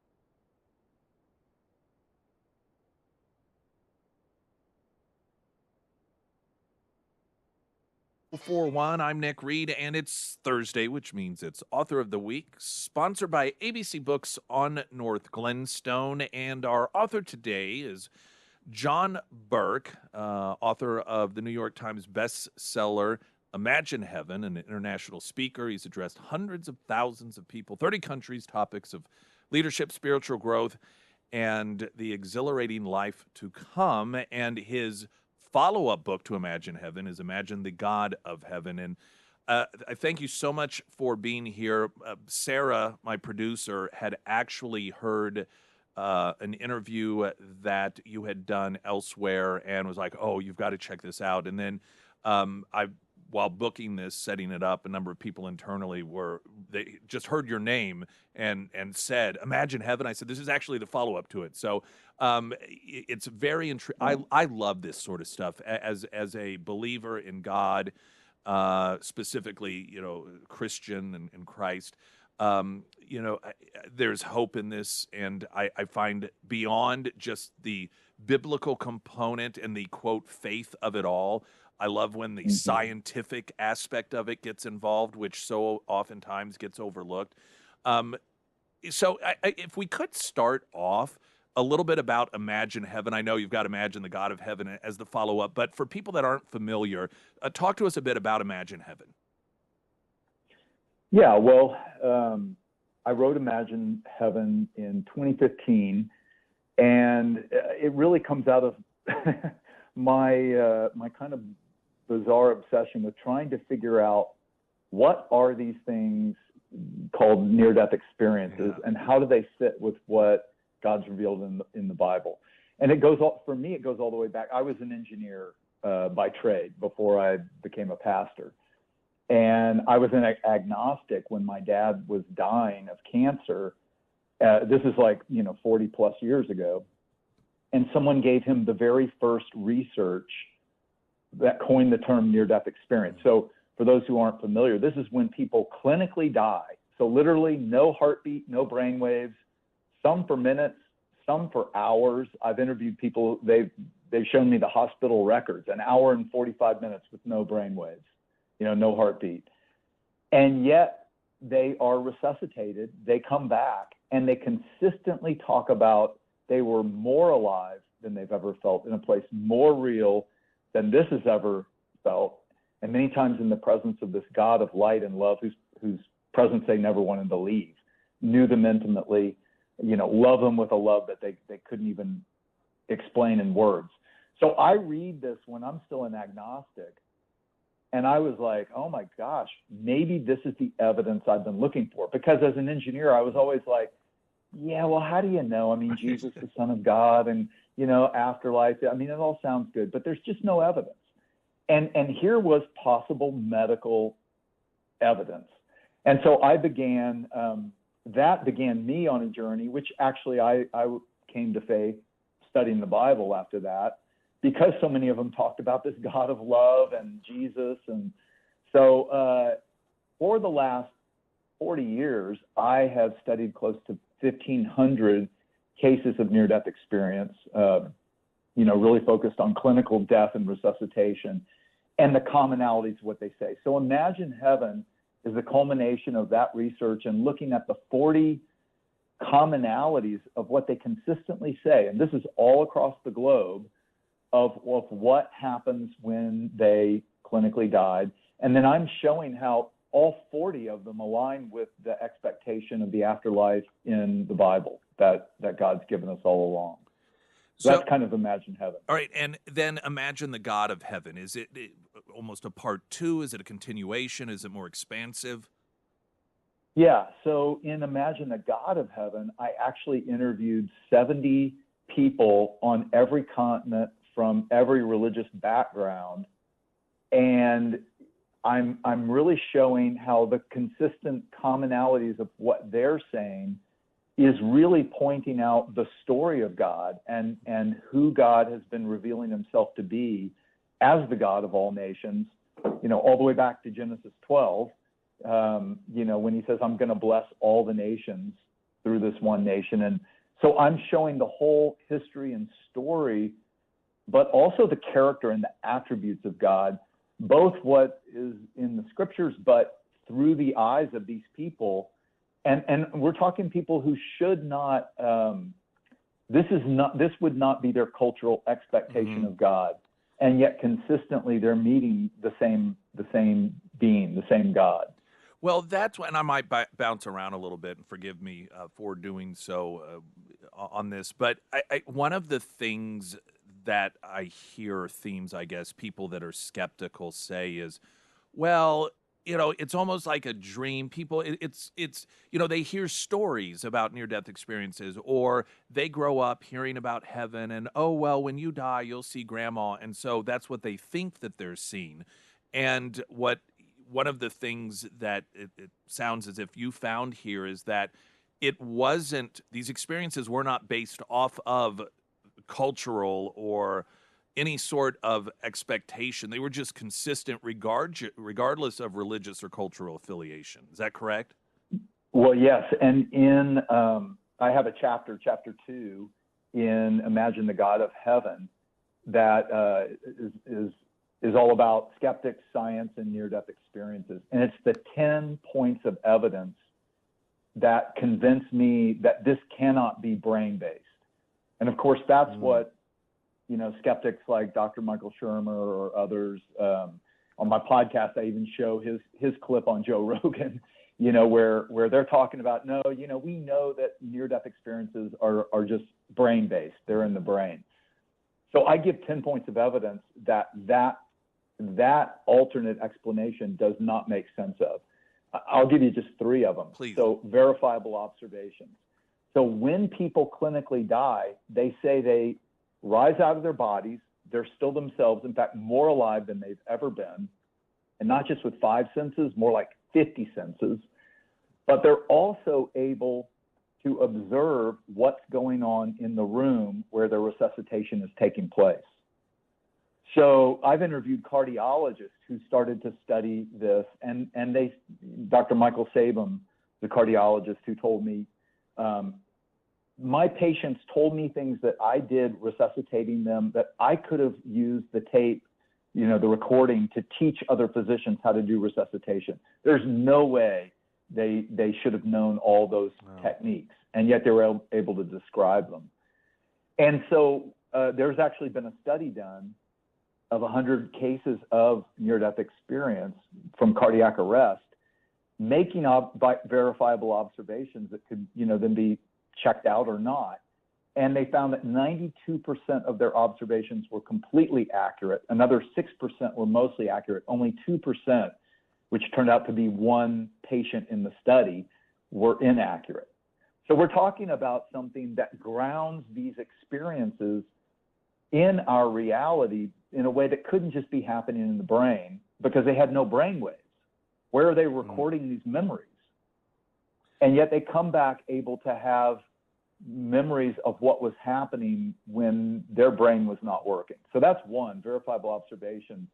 The second is when people blind from birth, and I recount the testimonies of 6 people blind from birth in Imagine Heaven and Imagine the God of Heaven. When they clinically died and had a near-death experience, they could see.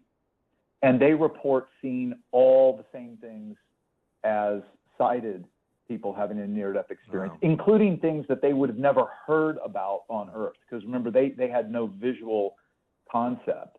Like Debbie, in Imagine the God of Heaven, I report on Debbie, who was blind from birth. She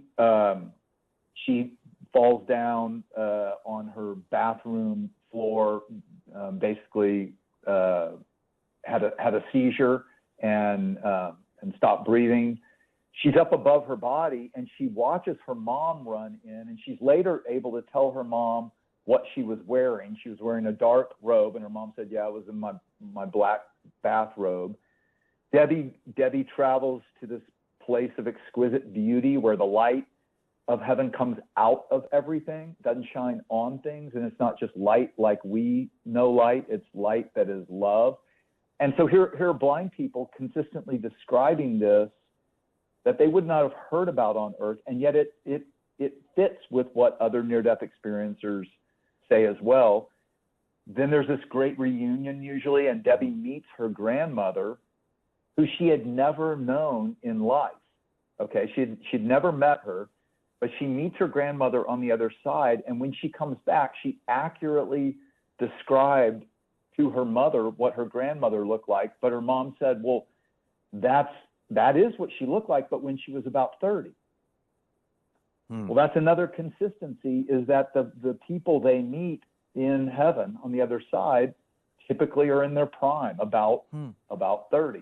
So all these things, and this is not just a one-off, this is consistent.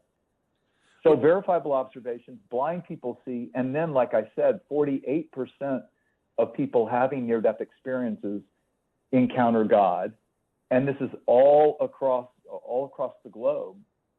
And this God of light and love is not necessarily the God of their cultural or religious expectation, but does align with the God who's been revealing himself, saying he's doing something for all the nations, to bring all people back to himself. So that's just those three can't be explained if these near-death experiences are just brain-based. We are talking with, our author of the week, John Burke, Imagine Heaven, the follow-up, Imagine the God of Heaven. I wanted to ask you sort of your definition, I guess, of evidence, because I think a lot of people who may not necessarily believe this, or, maybe they're just new to hearing about it, and they think, well, these are just a collection of stories. I mean, you find people that have had near-death experiences, and whether it was a dream or this or that, but storytelling isn't evidence. What is it? And you mentioned a doctor in some of the information provided by doctors. When you talk about evidence and evidence-based, what does that mean in the context of the information in the book? Well, that's in both the books. I spend a couple chapters up front discussing the evidence and letting you see for yourself, both through people's testimonies, but also through studies that have been done. I'm not the only one who has studied these for 40 years. There are multiple medical doctors, cardiologists, oncologists. What people don't realize, these experiences and the verifiable nature of them have been reported in 900 scholarly journals, peer-reviewed journals, like the Journal of the American Medical Association. Dr. Sabum, who I told you about, the cardiologist, published his accounts. He studied near-death experiences for 5 years to disprove them scientifically and changed his mind. Published in JAMA. The Lancet, Europe's most prestigious medical journal. Dr. Pim van Lommel is a cardiologist in Holland that I interviewed. He published in the Lancet his research and a story of a man who he brought back in the ER, who was comatose in the ER. Then they got his heart going again, rolled him out. He didn't come out of the coma for a week. And in a different room, a week later, he was able to describe everything that happened in the resuscitation, including where the nurse who took his dentures out had put them in the lower drawer of the crash cart. And that's where they found them. He didn't have his dentures. And he said, that nurse knows where they are. You made an interesting comment about how people don't realize, and I agree, about the number of scientific studies that have been done. And I wonder why you think that is, because death is something virtually everyone wonders about, what it's like. Some people may think nothing. Other people, again, based off their faith, may have ideas of what it's like.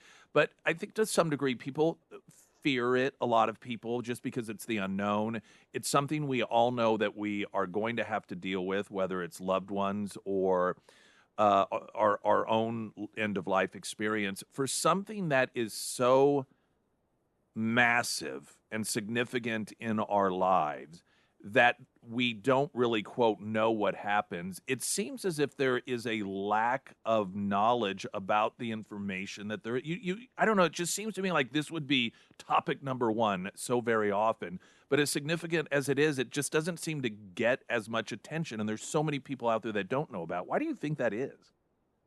Well, I think you hit the nail on the head. It's the fear of the unknown.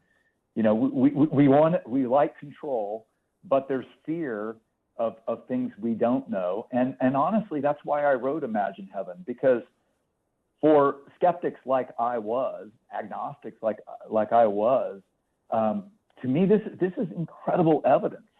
But also for believers, this is so hopeful. I mean, when you read Imagine Heaven, it's like going on this journey that you think like it can't be that good, but it is that good. I mean, these people are consistently, we're talking about thousands of people consistently testifying to the same reality. That's really what's happening is, you know, we are confined to finite 3 dimensions of space and 1 dimension of time, but they're moving beyond that into a world that is more real because it has added dimensions. Yeah. The way I like to use an analogy is, imagine we're living this life on a flat black and white painting in your living room.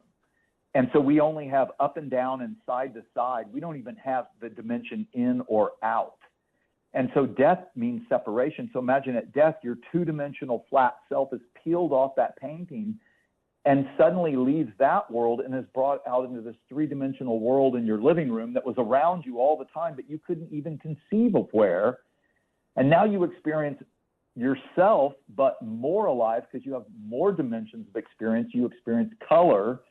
And then imagine getting pressed back into your flat world, resuscitated. Bit of a letdown. And now imagine trying to describe a 3-dimensional experience in color, but in 2-dimensional black and white terms. And that's exactly what near-death experiencers that I've interviewed, when I've used that analogy, they say that's exactly what it's like. And so it's very difficult to explain. But I'll ask a final question because, you know, we're running out of time. And then any final thoughts that you have? And we're talking with our author of the week, John Burke, the book Imagine the God of Heaven. I believe that every single person who dies has the out-of-body experience. Then there is the few that get pulled back in. Do you have any thoughts, or just even through conversations or revelations of people who have had the out-of-body experiences or any other sort of evidence, as to why that happens? Is it a spiritual thing? Is it, it is in our time? Or is it just physically something was done to our body that said, nope, we're grabbing you back, soul? What do you think differentiates or causes it to come back? That's a great question, Nick. That's $1 million question. And I can't say, I have theories, but I can't say I have a definitive answer. Book 3? What was that? Third book, maybe, and a follow-up? Maybe. I'm gonna have to have more understanding myself, because I've asked the same question, and I can't correlate like time physically dead to it doesn't really correlate. Yeah. There does seem to be a consistency of the body and the deterioration of the body. I believe that God allows certain laws of nature that he's put in place mostly to play out. Can he override them? Yeah, he can. But most of the time he lets them play out. So I think the soul's willingness, the body's capability, and then of course there is the factor of just when it's our time, it's our time. Sure. And I think you're right. You know, like you know, the old the 2 certain things of life are death and taxes. And you know, we don't like taxes, and I guess we don't like thinking about death either. But when you start to imagine heaven accurately, and when you start to see who God is and what he's like accurately, you start to realize that, oh my gosh, this is just the beginning of the greater story. This is just the beginning of life, and life goes on. It's continuous but in expanded ways, in much better ways, and God is way better than we've ever imagined. Which I find to be very encouraging and good news, and I'm sure so many others do as well. And I know that I can't thank you enough for your time this morning. People listening right now probably have 100 different questions in their head, and of course, much of those I'm sure answered. I would recommend starting with Imagine Heaven and then Imagine the God of Heaven as the follow-up. If you haven't read Imagine Heaven, our author of the week, John Burke, thank you so much for being with us. I really appreciate your time this morning. Hey, thanks so much for having me on. I appreciate it. It's the author of the week, sponsored by ABC Books on North Glenstone. I'm Nick Reed.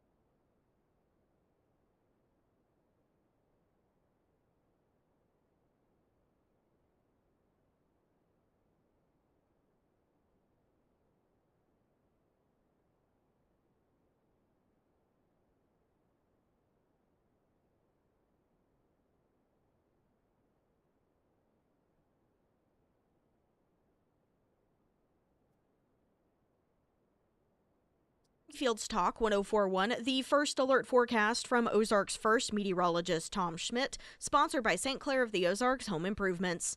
Today we'll see partly sunny skies with a high near 65. Tonight, mostly clear with a low around 38. For your Friday, sunny with a high near 73. And taking a look at Saturday, sunny skies with a high near 77. And the Pyramid Roofing Company, spring, it's almost here. You can just feel it in the air. And now is the time to, get the outside of your home all prepped for the warmer weather. And one thing that oftentimes gets overlooked is your roof. If it's been a while since your last roof inspection, reach out to the Pyramid Roofing Company. They'll shoot you straight. They'll let you know if it's time to start thinking about repairs or replacement, or if you're good to go, they'll just give you the green light. They're not high pressure. They get it. They get that your home is one of the largest investments that you'll make, and so they want to help you protect it the best you can. So if it is time for a roof inspection, reach out to Josh today. You can find all of the contact information for the Pyramid Roofing Company under the Sarah's Endorsements tab at ksgf.com. There's a couple of disappointing, well, one's a disappointing story headline. The other one is kind of expected regarding this continued effort by the left to shame hockey players, American hockey players, particularly the men's hockey team, for celebrating the American victory and daring to accept an invitation to the White House and to the State of the Union.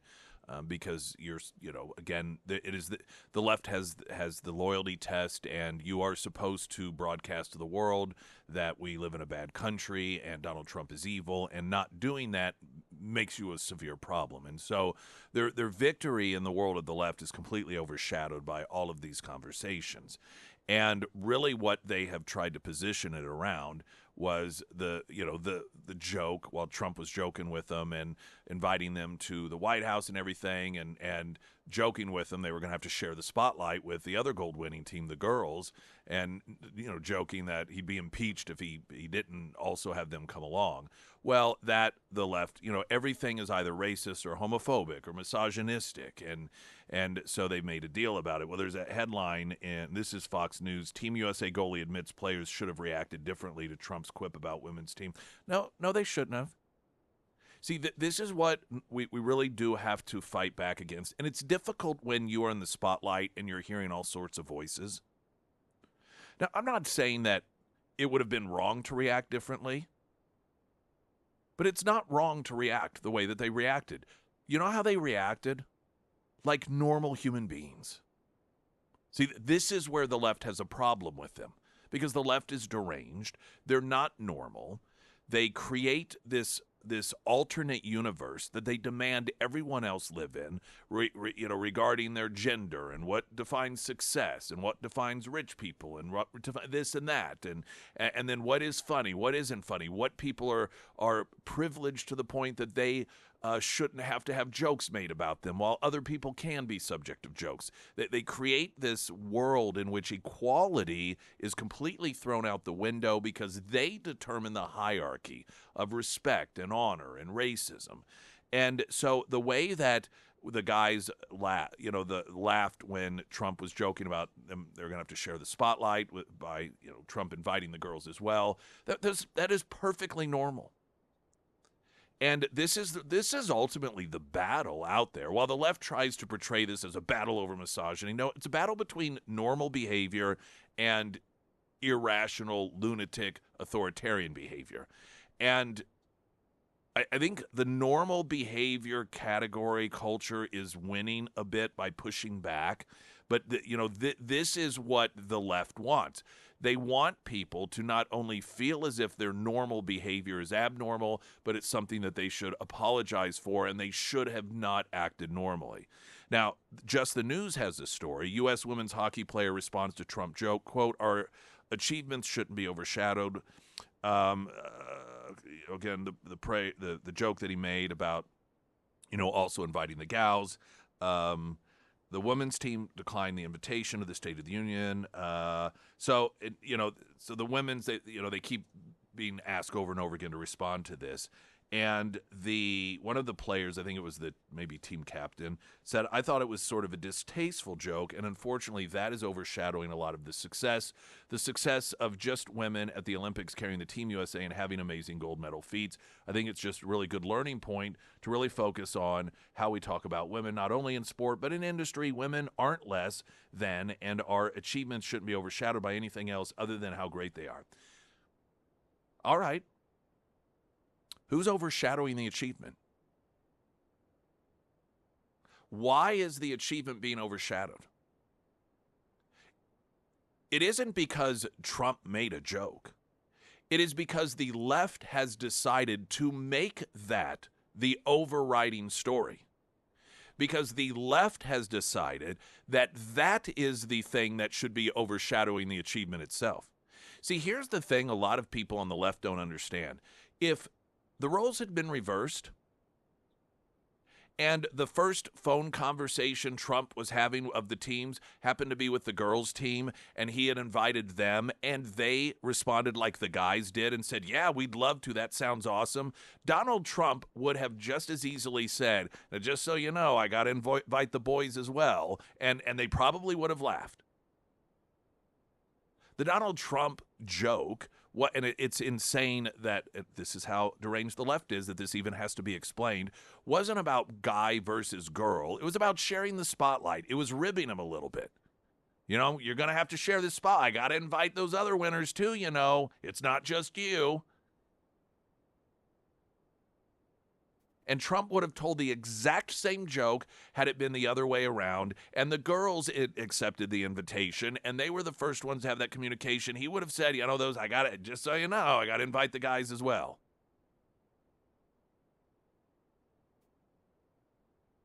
But this is the shame of it. And it is consistent with the left. The people they claim they care about the most are the ones who suffer the most. And the complaint you have here with this player on the women's team for the Olympics, that the joke is distasteful and, oh, now all of the achievements are overshadowed. It is only being overshadowed because of people complaining about the joke. That is it. Every reporter who asks a question about it, every time you respond to it, every time a Democrat complains about it, that is what is overshadowing it, not Donald Trump. In fact, Donald Trump just said, hey, you want to come to the State of the Union? You want to come to the White House to celebrate your achievement? That was Donald Trump's contribution. That seems like that isn't overshadowing the achievement at all. That is a desire to highlight the achievement, which it should be noted, turned down. Now, Trump said that they were going to come to the White House, and that may very well be. But I'm getting a little sick and tired of these people, and in this instance, griping and complaining that Donald Trump has somehow overshadowed the achievement when he's the one that wants to honor the achievement, invited you to honor the achievement. You said, no, we don't want to participate in that. And then everyone talks about everything else other than the actual achievement in complaining about Donald Trump's joke. This is a problem created by you all. Springfield's Talk 1041, I'm Nick Reed.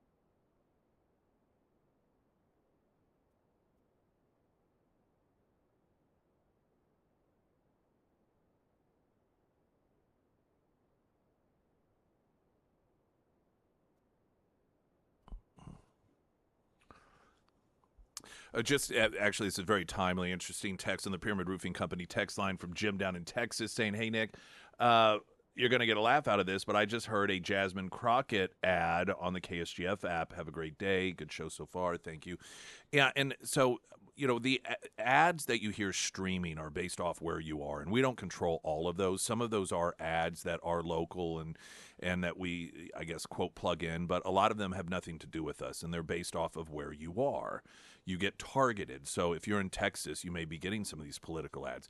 There are conflicting polls out. There was a poll that was released showing that Tellerico, the white guy that the Democrats are trying to get to win in the primary there for U.S. Senate, is up by 4 points. However, this morning, I believe it is, the Texas Tribune has a new poll out showing Jasmine Crockett with 56% and Tellerico down to 44, which is 12 under.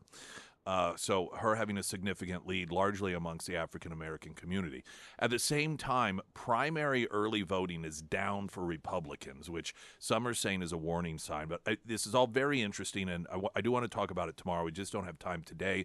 We will talk with you for a Heroes Breakfast at Scramblers tomorrow morning. Glenn Beck's coming up next. I'm Nick Reed.